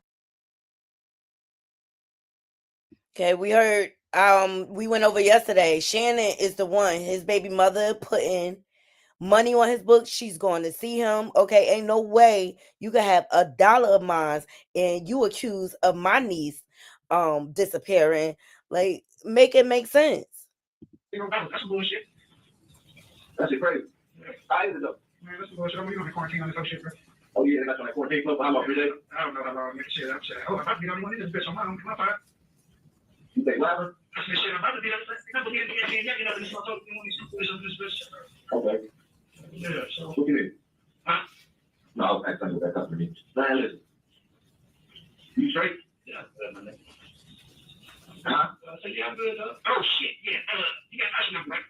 Yeah. So, yeah, I need you to call her one day and get that truck up there. Get my phone out there backseat for her. Oh, man. All right. Well, I'm going to the truck up there. What tell it? So you know, you talk around the lost car that they're doing when he's moving the radio. Okay. All right. You have 1 minute remaining for this call. Reach behind that back seat. Where? Yeah. So you reach behind that back seat, bro. Box right straight behind the middle of that back seat, bro. Okay, under it or in the back or in the back? In the back, right in the back of the seat, bro. Okay. I'm not second, bro. You know you took the key. You took the key to the gate. It's the same key. I don't got that key to it. And you do the same key to the lock of the door. Oh, okay. I know that. All right. Yeah, it's the same key, bro. Notice Jarvis's energy towards when he speaks to a man versus when he speaks to a woman. We went over him interacting. I thought it was Mark, his baby mother Shannon, but I believe it was the young woman. We're gonna get into her testimony. I just got a snippet or whatever. But notice his energy. He don't have that pimp type of swag when he talking to another man or whatever. But you can't tell me that his business partner did not know his reputation. Like, come on. Detroit is not that big. You know, I got to put the money on the phone later, man. When I get around, baby, I can put the credit card. I told my wife how to bring up the key. No, I don't need it though. You said the same one I got it, so I don't need it right now anyway. Just want to get the strap out of there. Okay. Y'all heard that? Now he talk about, I'll call my wife. Now you're married? I don't think so, Jarvis. These people just be lying through their teeth.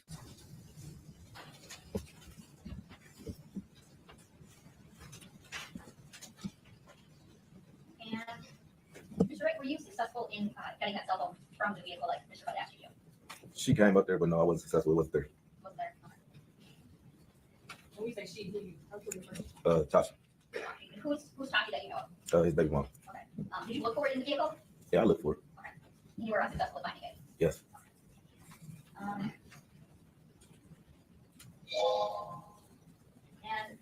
Mr. I want to talk to you now about the second time that you were speaking with Detroit police. Was it he heard that it was just a couple days after your first time? It was not long, a few weeks maybe. I was off tether at that point, I believe. Okay. And do you recall talking about fixing a red Jaguar and going to Ypsilanti? Yes, I do. Tell me about how many times did you and Mr. Boss go to Ypsilanti? I believe it was either 2 or 3. All right. And how did that come about? Who's Red Jaguar? My son's grandma. So she called, said she was having some problems with it and asked if we would come look at it, which is not unusual. We do house calls depending on the person and where it's located, but this is my son's grandma, so of course we're gonna make the exception. She called and said she was having problems with the car, asked if we come look at it. We went, assessed the car at her house the first time. I think we made a minor repair there, not to the extent that it was the problem that she was having after the fact. Okay. So where is this Red Jaguar located when you guys go out to see it? It's in my son's grandma's driveway in Ypsilanti, off Michigan Avenue, I believe. All right. And who goes with you out there that first time? Jarvis. Okay. Is that you and Jarvis Bus? Yes. Okay. So you guys go out there and you assess, make a minor repair. Yeah. Does it completely fix the car? For that problem, yes. And then is there another time that you ended up having to do work on this Red Jaguar? Yes. Okay. Tell me about that. She drove the Jaguar for a while. It was doing fine. And then she said it was leaking something. I asked her what it was leaking. She said she didn't know. I asked her if she could get it towed to the shop. She said, yeah. So at some point, this Red Jaguar gets towed to your shop at 9000 Connor? Yes. Okay. And who works on it at 9000 Connor? Me and Jarvis. Okay.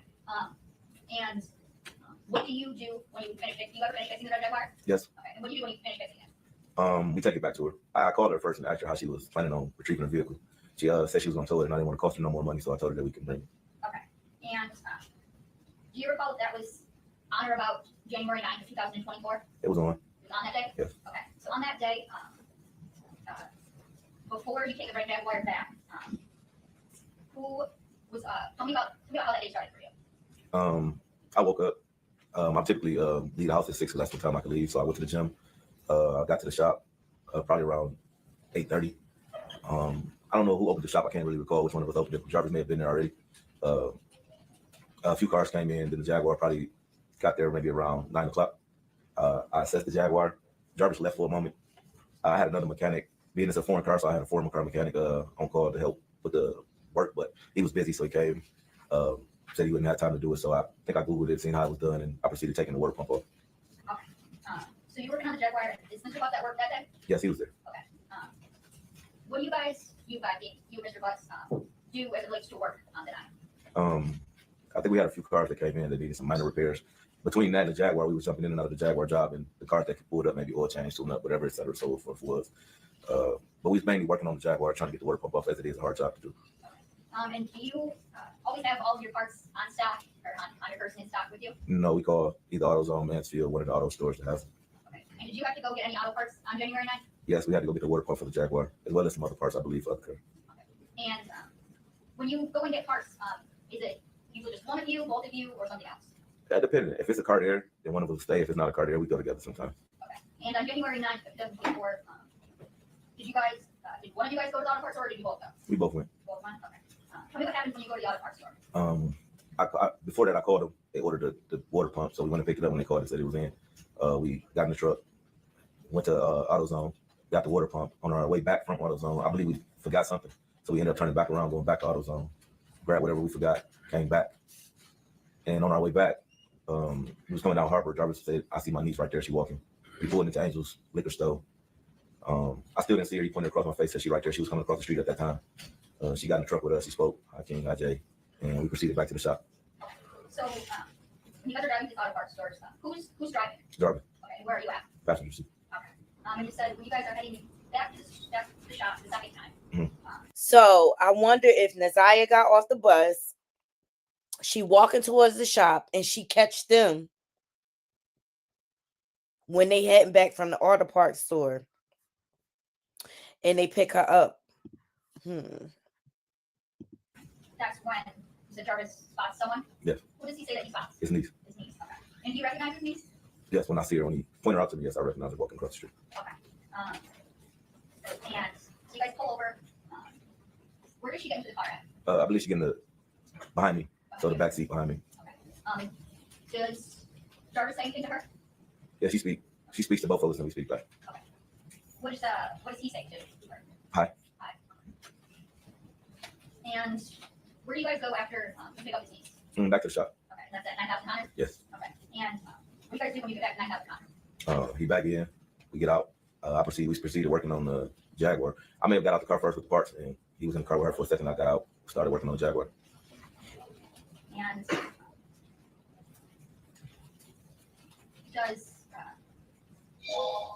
what happens next? What do you guys do? I believe she get out and get into the front seat, reposition herself to the front seat of his truck. It was colder that day. I believe she started the truck. We started working on the Jaguar, putting the parts back on. It took a little minute. Like I said, it was a difficult job, so it took a while.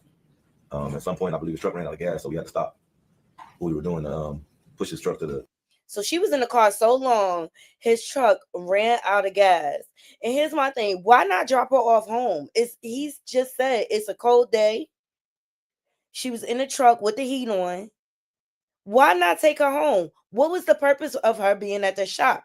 And then again, I have to remember there was a text message of Naziah sending Jarvis a message saying, "Pick me up." So maybe that's what she wanted, to just hang out at the shop.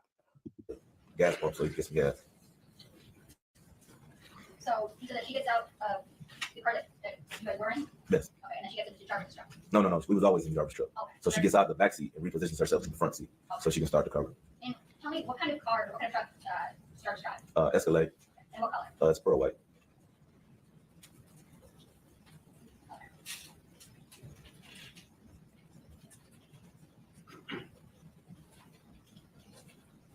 What if you can see, what is his niece doing while you guys are working on the job? I believe she's on her cell phone, I believe.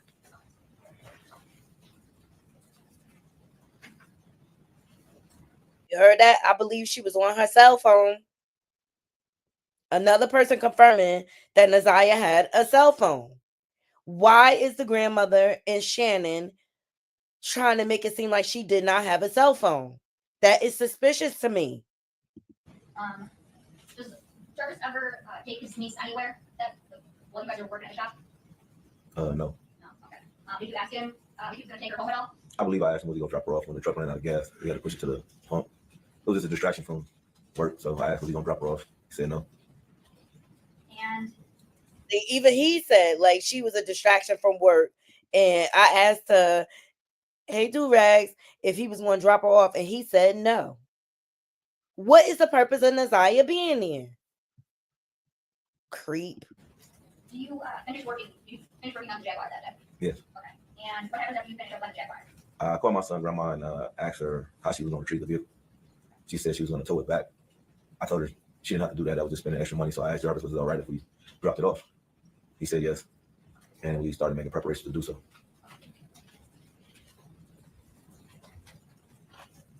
Do you recall about what time you guys finished the Jaguar and then prepared to leave? Right around 7:30 or somewhere around there.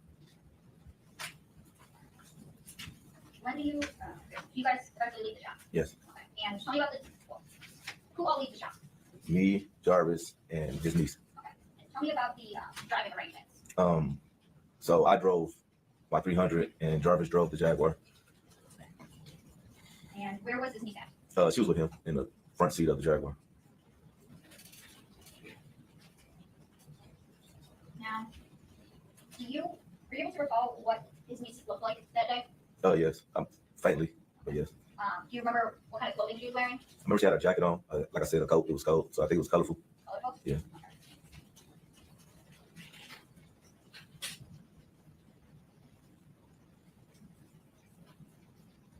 May I approach? Yes. I'm going to straight up approach you to People's Proposed Exhibit 2. And I'm going to direct you to the top left corner. Can you tell me, is there anything that you recognize in that? The jacket in Channel 1. Okay. And is that a fair and accurate depiction of the jacket that you've seen his niece, Jarvis' niece, wearing that day? Yes. And I move with the admission, People's Proposed Exhibit 2. Any objection? Okay. So we give it as People's Exhibit 2. Thank you.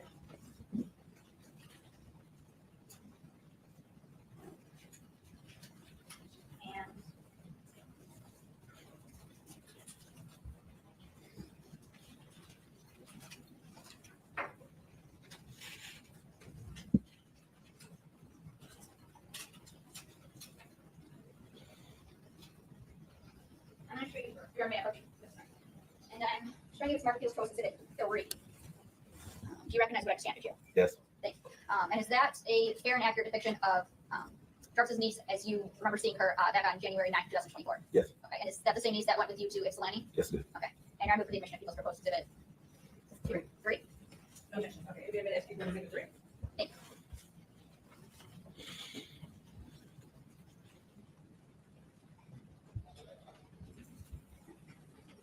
So,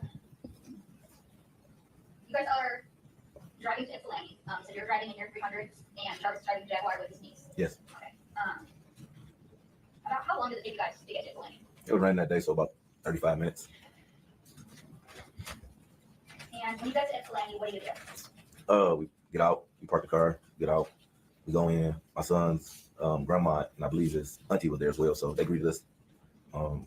They spoken to him before, so they greet him. And then my son, grandma asked who the little girl was. Did you introduce the little girl? No. Okay. Who introduced the little girl? Jarvis did. And what did Jarvis introduce her as? His niece. And about how long do you guys stay in Ypsilanti? Not long, maybe 15 minutes or so. My son, auntie had to go get the rest of our money that my son, grandma didn't have, so she went to the ATM. What do you guys do much at the ATM? Talking. Talking. She was just telling us about the work she needed to do around her house, et cetera, so on and so forth. And was Mr. Buck with you the whole time? Yes. So, you guys eventually leave Ypsilanti? Yes. And tell me about the driving arrangements coming or leaving Ypsilanti. At this point, we only have one vehicle, which is mine. We get in, driver's in the front. I believe the guy sat behind me. Sat behind you? Yes. Okay. So, is there any kind of talking or conversation when you guys are driving? No, I got sounds in my car, so no. And do you recall about what time you guys, where do you guys go when you leave Ypsilanti? Back to 9,000 Conner. Okay. And do you recall about what time you guys get at 9,000 Conner? probably around 8:45. I was cutting it close on the tether. What do you do when you get back to 9,000 Connors? Opened up the shop door where he left his truck in one of the bays, so we opened up that bay door, went through the gas station because that's the way we entered the shop. Went through the gas station, opened the shop, opened one of the bay doors. I went to the back and started splitting the money that we had made for the day, and separating the receipts, etc. Where do you see his niece go? Getting this truck, Do you recall where at his truck she got into? passenger seat, Is that front passenger, back passenger, or something else? front passenger, And where's Mr. Butts at? back in the back of being separated cash. And when you leave, do you lock up the shop? No, I left first. You left first. Okay. So when you leave, who's still at the shop? Jarvis and his niece. Do you see them leave the shop at all? No.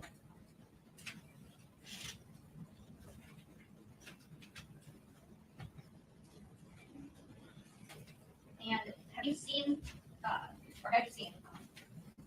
Jarvis's niece, the one that was with you on the 9th? Have you seen her since January 9th, 2024? No. Now let's talk about the day after that you guys left Javis, so January 10th. Do you recall if Mr. Butts was at work that day? I don't think he was.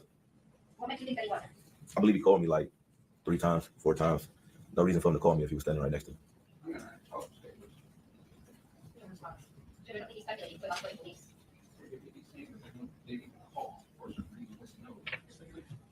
You asked the question, so we asked. Yes. So you said that you don't believe he was at work because he would call you, or he called you so often? He called me. We had a 30-minute conversation on one account, and then we had another conversation about 15 minutes. So So that makes you believe in your mind that he was actually on the facility. What's the question first? That's based on those conversations. In his mind, to him, that means that Mr. Butts was not at the shop with him. I don't think that's leading. It's stating the conclusion. If you already stated that he wasn't at the shop, we can do it. So I'll overrule. You can. one more time. I'm sorry. Sorry. So based on the length of those phone calls and the time of them, did that make you believe that Mr. Butts was not at the shop? Right.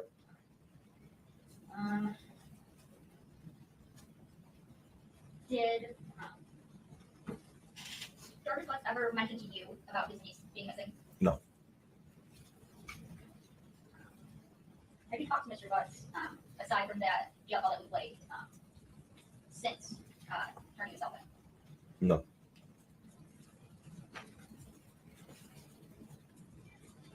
And do you know someone, know any of Jarvis' siblings? Yes. And which sibling do you know? I met his brother and I met his sister. You talked to his sister. Well, start back. Do you remember would his sister ever come to the shop? Sporadically. Okay. And are there times that you talked to her? Yes. Okay. And you talked to her about Jarvis' niece being missing? After the police questioned me, I believe she came up there and we spoke about it. Yes.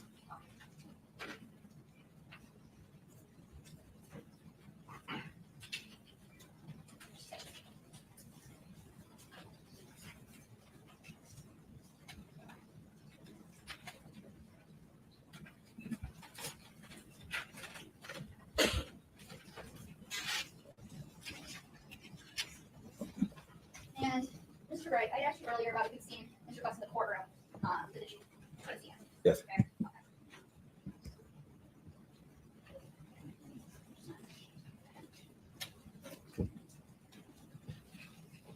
May I approach? Yes. And I'm showing you People's Proposed Exhibit 9. Can you tell me if you recognize that photo? Yes. And who is it in that photo? Jarvis. Okay. Next Jarvis Butts? Yes. Now we're for the admission of People's Proposed Exhibit 9. Exhibit 9. Thank you.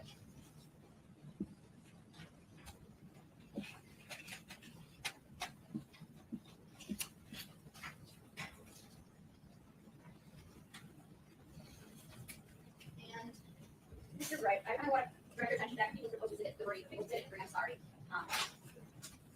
Can you from where I'm holding it? Yes. Okay. And do you know who this person in this photo is now? Yes. And who do you know her as now? Nazaya.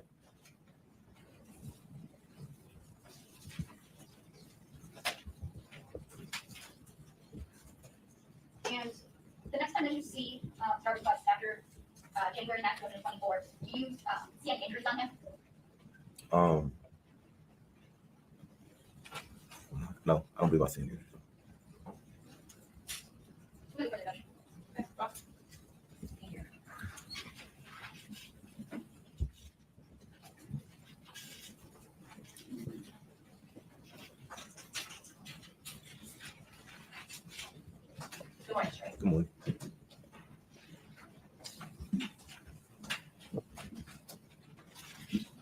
I believe in your testimony that you have known Mr. Butts since about 2018, right? That's correct. Okay. You said you met at Frank's shop.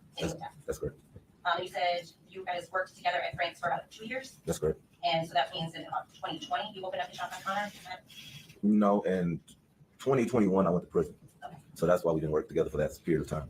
And so you came back I came back and we went back to the same thing. at Frank's. Yes. And then what year was that? That was 2023. Okay. And so then, how long after you came back were you the two of you at Frank's together? Maybe a few. Okay, so as you can see, his testimony is very telling. All right. It filled in a little bit of the gaps. She was at the shop. So we heard testimony from Jarvis's sister, and that was his business partner, King, who is caught up. And yes, James, good morning. Good morning, Duras. Good morning, James. I did see pictures of his first baby mama, and she looks just like Naziah and Naziah's mother. And to me, that is his preference. Light skin, chinky eyes, petite. But he knows with his record, a lot of women not going to go for that. So that's why he preys on the fugly, the weak, the insecure, the big back community. All right. And because he could womanize and do what he want, he could pimp them. And they're going to give him money. They're going to sugar mama him. They're going to let him stay with them for free. And he's going to be able to knock them up. Yep. All right. So, I mean, he has a system. He has a type. And you all know.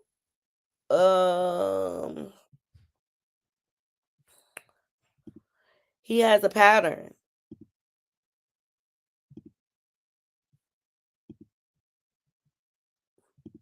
He definitely has a pattern. All right. Up next, we're going to get into one of his baby mama testimony. Jarvis used her vehicle the night of Naziah's disappearance. Okay. Let me get this up. And then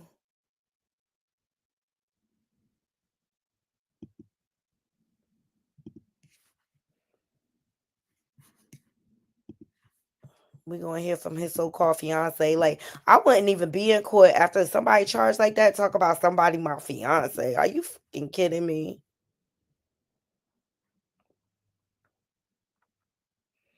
This is his son's mother. They have a son together. Thank you, Judge.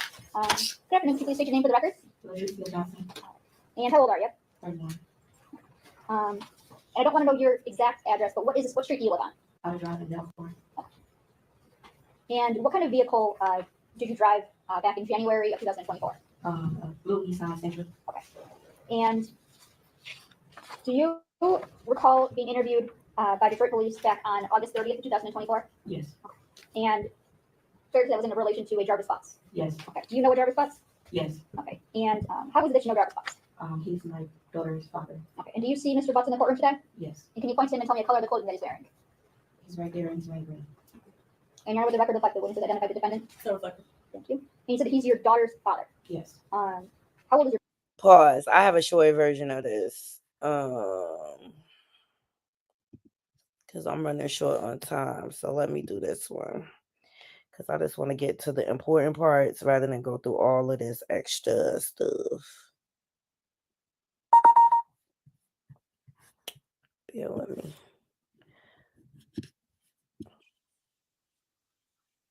Okay, here we go.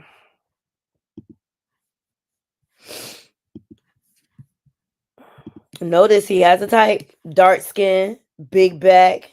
Son wore the glasses, so how am I supposed to know? I don't have his eyes. My question was, did your son say anything about the No, glasses? He didn't was say that. playing with the glasses, and I told him to take the glasses off because we didn't know who glasses they were. Okay. I didn't know if they were prescription, so I told him to take them off. When he take them off, he handed to me. Oh, Jarvis said, "Oh, those are my sunglasses," and he snatches it from my hand. Okay. And what did Jarvis do with the glasses? I don't know. He went towards his car. Okay. You didn't think anything else of the glasses, did you? No. Okay. All he said was those were his sunglasses at the time. You're employed? Yes. All right. And your Nissan, was that your primary mode of transportation? No.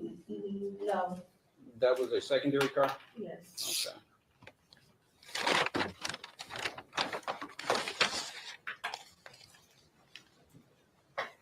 I don't drive my car. I use my mom's car when I'm working. So is Nissan your car? Yes, it's my car. Okay.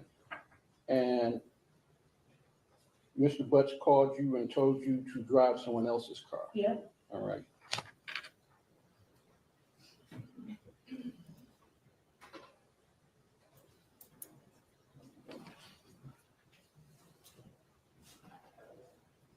She's very defensive, and it may be because she's just upset about being in the situation. But for the life of me, I don't get it. And during this testimony, they questioned her about him being with other women and whether she knew. She said, "Yeah." I'm just like, women, we got to do better. You got to raise your self-esteem, okay? Like, you deserve better than this. There's plenty of men that will be committed to you, all right? He just pimped these big bags. That's all he did. Just one moment.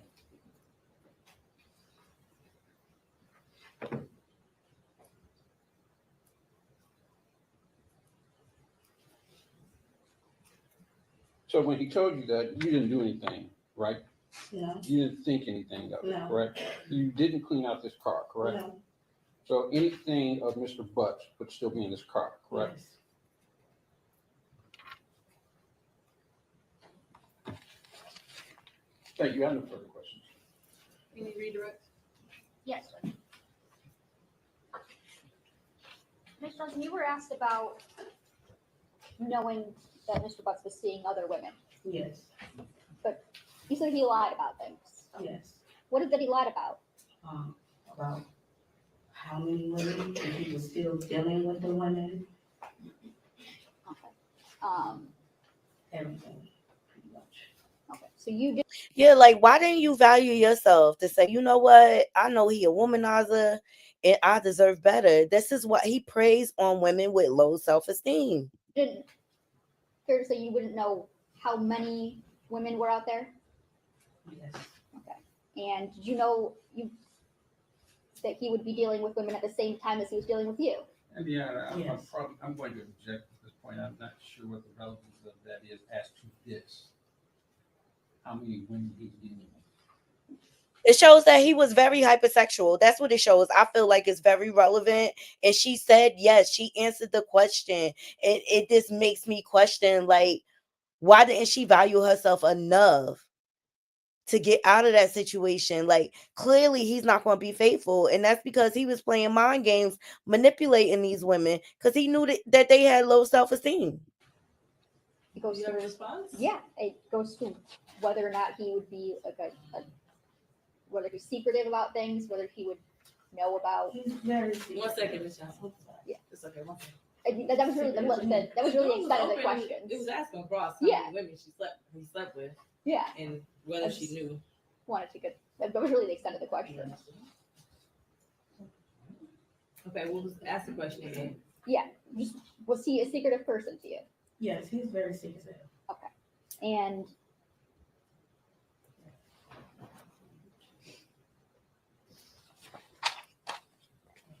when he told you a reason why he wanted to use your car, did you have any reasons to think that that might not be true? I honestly thought it was for his son. So, whenever he says anything about his kids, I believe him when it comes to his kids. I thought he was a great father to his kids. That's what he put on to me, but. Okay. So that's what he led you to believe? Yeah. Okay. Nothing further, Judge. Yeah, and I actually got a couple of follow-up questions. Go ahead. Now, you said that he was secretive, correct? Yes. And that's when it came to women, correct? Yes. That bothered you, correct? I mean, it would bother anyone when a man is supposed to be telling you the truth and he being really secretive about everything. And you being honest with them. So you were upset about that? Honesty. So you were upset about that, correct? About him being with other women, cheating? Not really, because I was doing it too. How about that? You all gotta be quiet. Woo! No further questions. She said, "What's good for the goose is good for the gander." Any last questions? Okay, you're done, Ms. Johnson. Period. Okay, so that's the gist of the baby mama. Now, then you got this other fool that came out here talking about she a fiance. Like, why are you even saying that out loud? Like, what is wrong with you? I would not be proud saying, "Oh, that's my fiance." Like, what is wrong with you?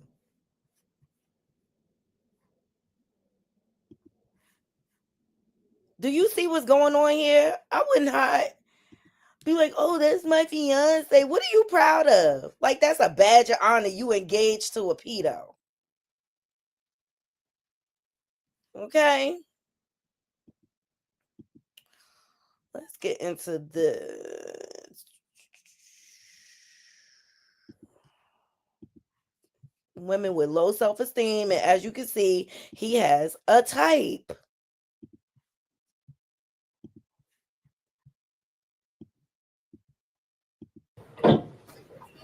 May I proceed, Judge? Yes. Thank you. Could you state your name for the record, ma'am? Tashiana Davis. And Ms. Davis, I want to ask you about someone by the name of Jarvis Butts. Do you know that person? Yes, And how do you know Mr. Butts? he was my fiance. And do you see Mr. Butts in the courtroom today? Yes, Could you point to him and identify a piece of clothing that he's wearing? she's right there with a green top on. For the record, the witness has identified the defendant, Jarvis Butts, in this matter. So reflect. Thank you. And how long, you said he was your fiance. Yes, How long in total have you known Mr. Butts? 4 years. And- Since 2019. 2019? Mhm. Is that a yes? Yes, And when did you become engaged? 2023. And can you tell us a little bit about the nature of that relationship? Do you have any children with him? Things like that? No children. Okay. And would Mr. Butts sometimes stay over at your house? Let me tell you something. I still wouldn't say, even though she said was my fiance, I would say that's my ex. I wouldn't even give him that title. Yes. How often would that happen? Pretty often, but we didn't live together. Okay. I want to take your attention back to January of 2024 and February of 2024. Did there come a time when Jarvis Butts asked you to drive him to court? Yes. And when was that? February 7th. Of 24? Yes. And was there a time before that that you had to drive him to court? Yes. And when was that? January, I think it was the 9th. Okay. It was in January. So you've at least driven him to court twice? Yes. All right, period. Okay, that's the gist of her. Okay, that's his ex-fiance, whatever. And so yesterday we went over audio. And I thought it was Shannon and Jarvis going back and forth, but I believe this is because he said you new to the stable. Remember, he was pimper. I'm a player woman. You new to the stable, so I have to stand corrected. I believe the young lady that we just heard testimony for, this is her on the audio. Hold on. I see, bitch, you are simply fucking retarded, man. Everybody that knows Shannon know, nigga, what the fuck it is. See, you the only dumb bitch because you the newcomer. See that? Everybody that knows Shannon know what the F it is. So Shannon probably was going to her because she found out he done added to the harem and was trying like threatening her or whatever. And so that's what I think she was the latest victim in his ex-trafficking ring. You don't know nothing about nothing, man. And I'm tired of fucking keep arguing with you about some motherfuckers that I know don't belong to me. And as far as you lying about my motherfucking people saying that whole shit, stop playing with me, bro. Try that reverse psychology on another nigga, not me, man. Stop playing with me, bro. You just want to make up some fuck shit, dog. Stop playing with me, man. And you wonder why. You wonder why. You want a motherfucker to do everything, but you ain't motherfucking changing. I'm tired of your fucking crazy ass, dog. Gave you a motherfucking ring, bitch, and you think you done went fucking retarded. Stop fucking playing with me, bro. I'm not that nigga, man. Stop playing with me. Bitch, who the fuck got a lie on your motherfucking people? Your brother literally asked me, why am I still fucking with you? He asked me that, along with him saying, your sister said, oh, you know, your brother had another baby. And he said, I don't care. I don't want to know about no more kids this man done had. So who the fuck lying? You think I'm gonna just come off the top of my head with some bullshit? Bitch, ain't nobody got a motherfucking lie to you. And like the motherfucker I said, bitch, you just gave me that motherfucking ring because you know I don't want your ass. I don't want you. I don't want that motherfucking ring. Bitch, you can take it all for all the fuck I care because I don't give a fuck. Period. Okay, so I believe that is the young woman that is on the tape. Thank you, grown woman. Thank you so much, grown woman. I appreciate the donation. Thank you, Nadi, for keeping this story alive. Justice for Nazira. Yes, yes, yes, yes, yes. Okay. And for those of you who missed it yesterday, please check out my video from yesterday. I got a little background on Javis. He was a father at 13. Grown women was throwing themselves on him. Why? Because he was a pretty boy, light skin, pretty hair, or whatever. And his mama failed him and didn't get him help. So her son had called into a lie.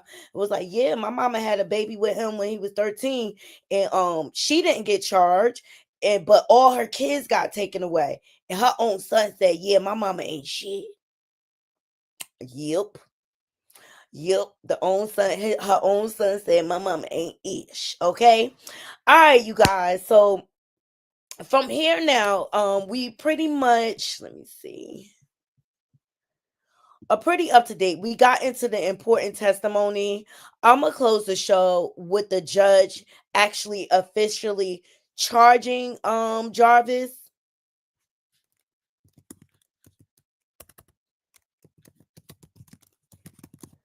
with his crimes. And that should bring us up to speed. Hold on.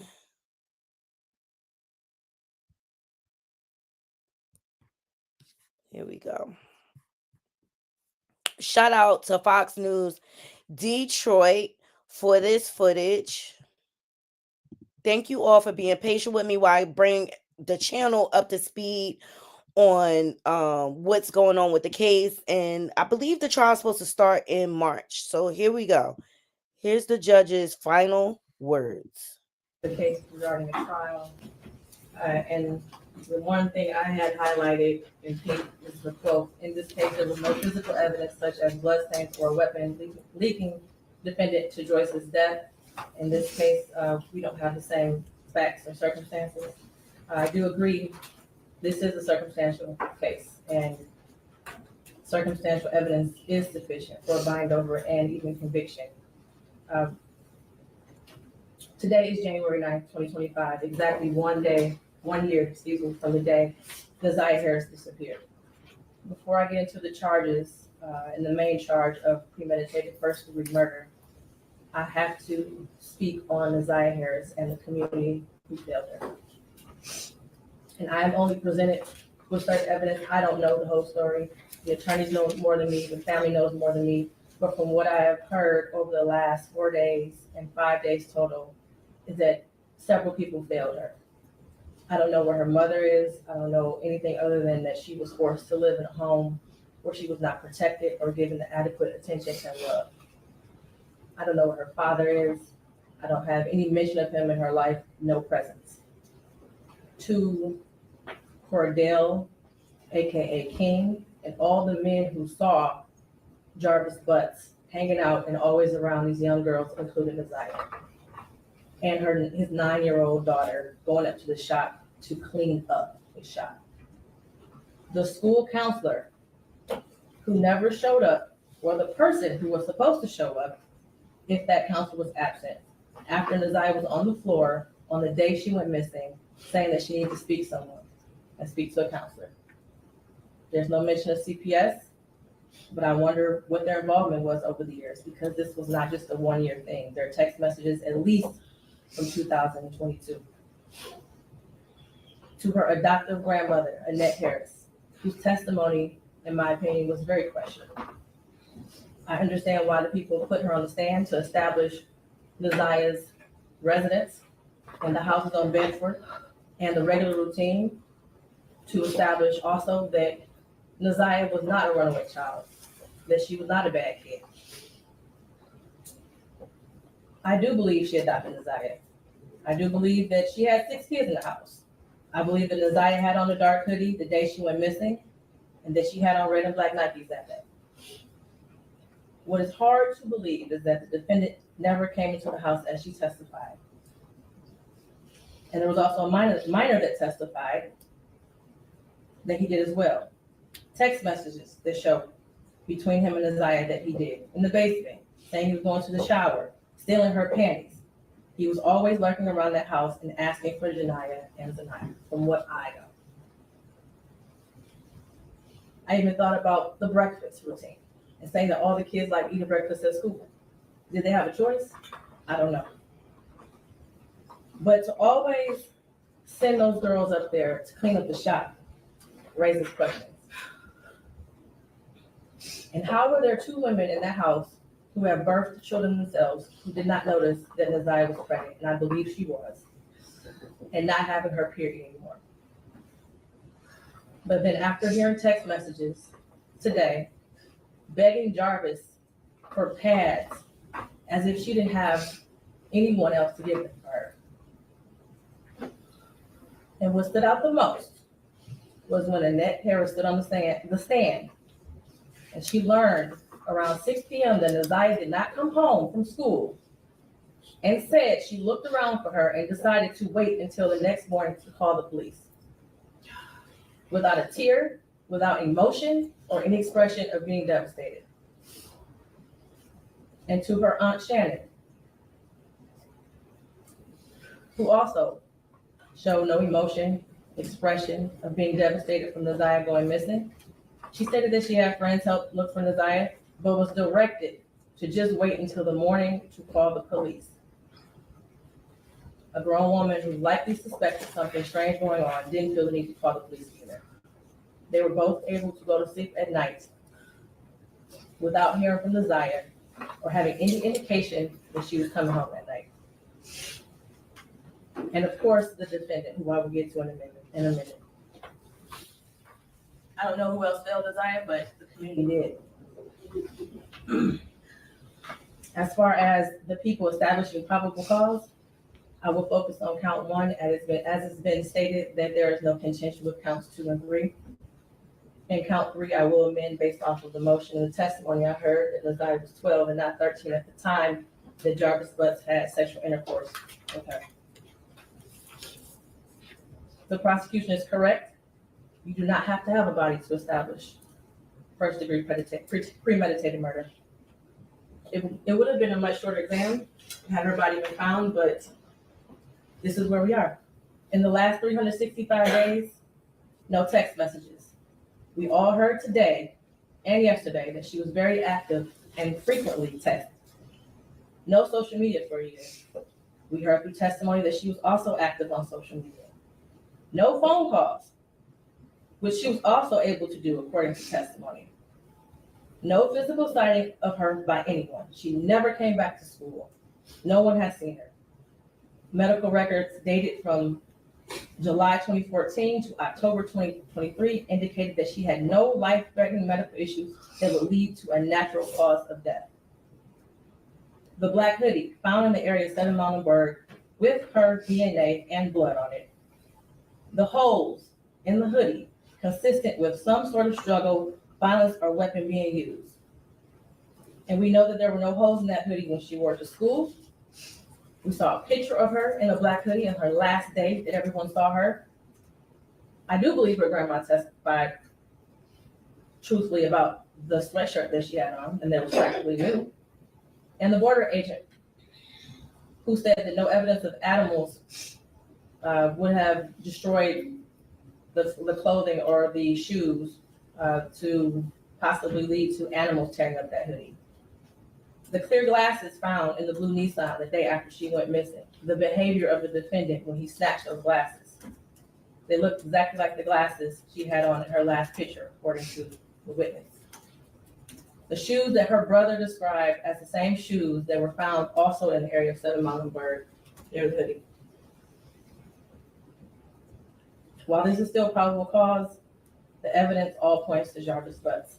His locations, him being seen with her last, the abortion searches, the abrupt silence between the two of them in text messages, and the constant lies he told throughout the entire investigation. And they were proven to be lies with text messages and other testimony.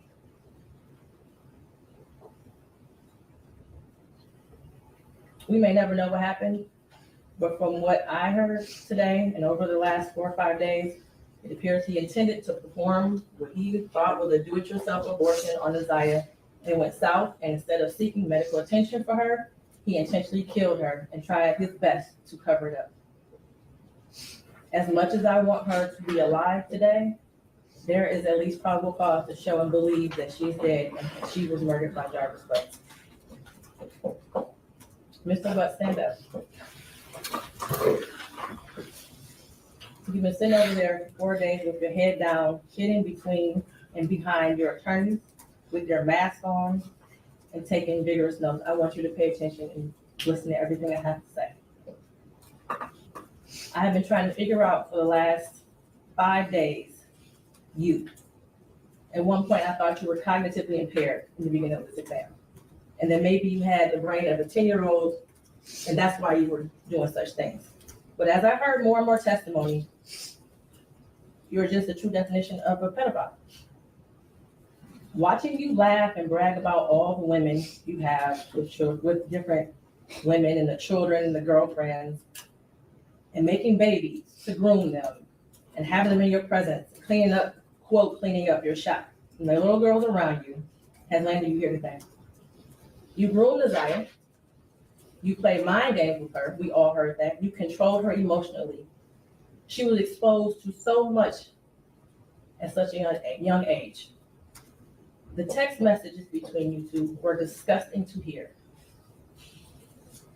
And to think that she had you saved in her phone as bae for life. Isaiah deserved so much more. And while I mentioned other people that failed her, Jarvis Butts, you are the monster in this whole picture. She did deserve love from her parents and everyone who was in her life. She was ignored, she was neglected, and you took complete advantage of that.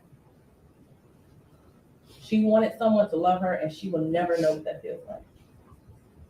Your children deserve more.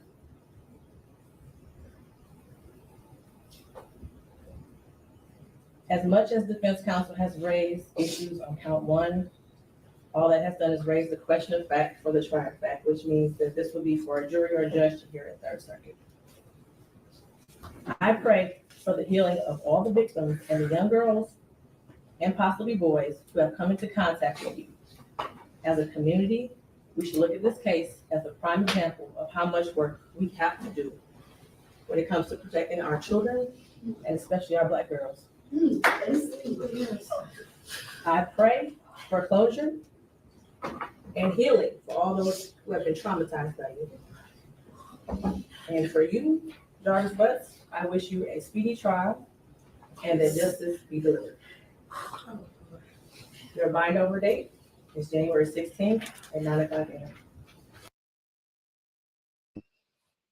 First picture, I agree with the people that this case is distinguishable. This is a case regarding a trial. All right, you guys. There you have it. The judge has spoken. I believe the trial starts in March. But I think she gave it to him. I really, really do. And I hope they still find where Naziah is at. I hope they find her body.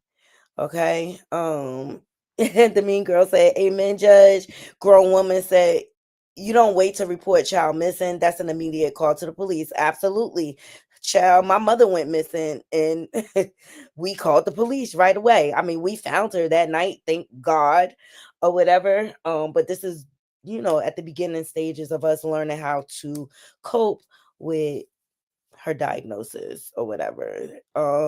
James, you are absolutely right. I agree. They all should go to jail. They failed that little girl. And I believe all the children should be removed from that home. Thank you, Mean Girl. The trial starts March 7th of 2025, which is only a couple months. So we're going to be following this trial, and that trial will get us to the Diddy trial. You see what's going on?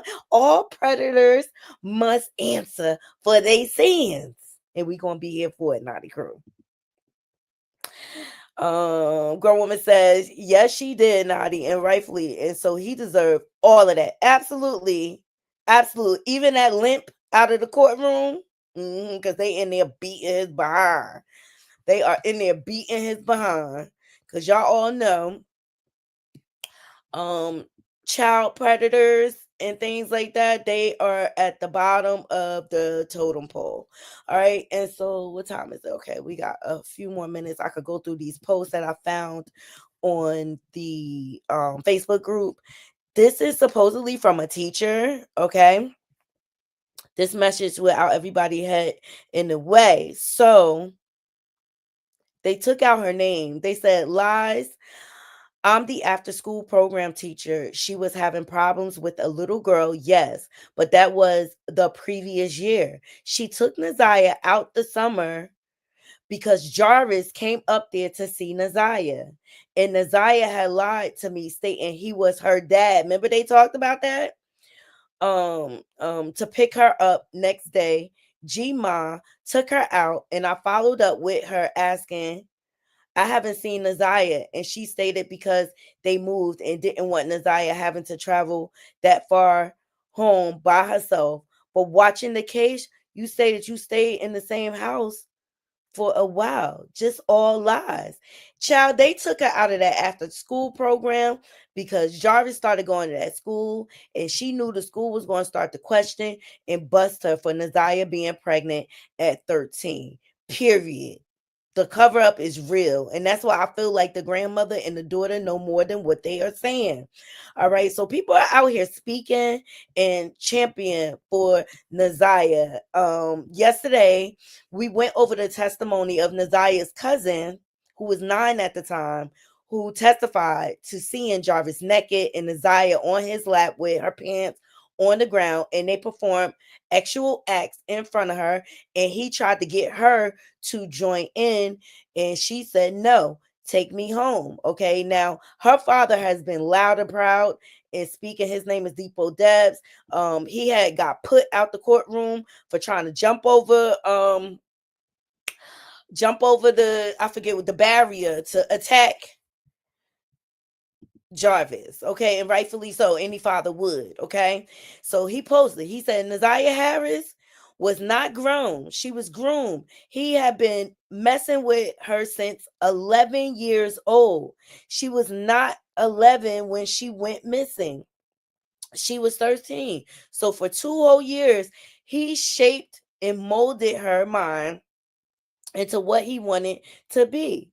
Yes, her texts were mature, but that's because she had a grown man brainwashing her for 2 years and talking to her like she was like she was grown. He taught her that. Everybody around her failed her and made her the way she was. I done seen too many statuses from grown women who get fooled by grown men every day saying a little girl should have known better. Well, so should you. Every time you get played, manipulation is real in a mind game. And if a ninja can convince you and you grown, why you think he can't convince a child? Say it with me, please. Naziah Harris was not grown. She was groomed. I agree. Okay. And so he's been proposing loud and proud. He said, I want to see purple all month, everywhere. Long live Naziah. Justice for Naziah. Court for the itches, pedos at 9. Who going? Okay, so that's when court started. He said morning now for y'all people that had negative comments and negative output on the situation with Naziah. Y'all can take the first class trip to hell. Exactly. Justice for Naziah.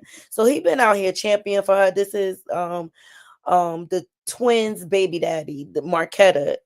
It's his child that testified in the case. Okay, and he tried. He, he out here loud and proud. But I got one question for him.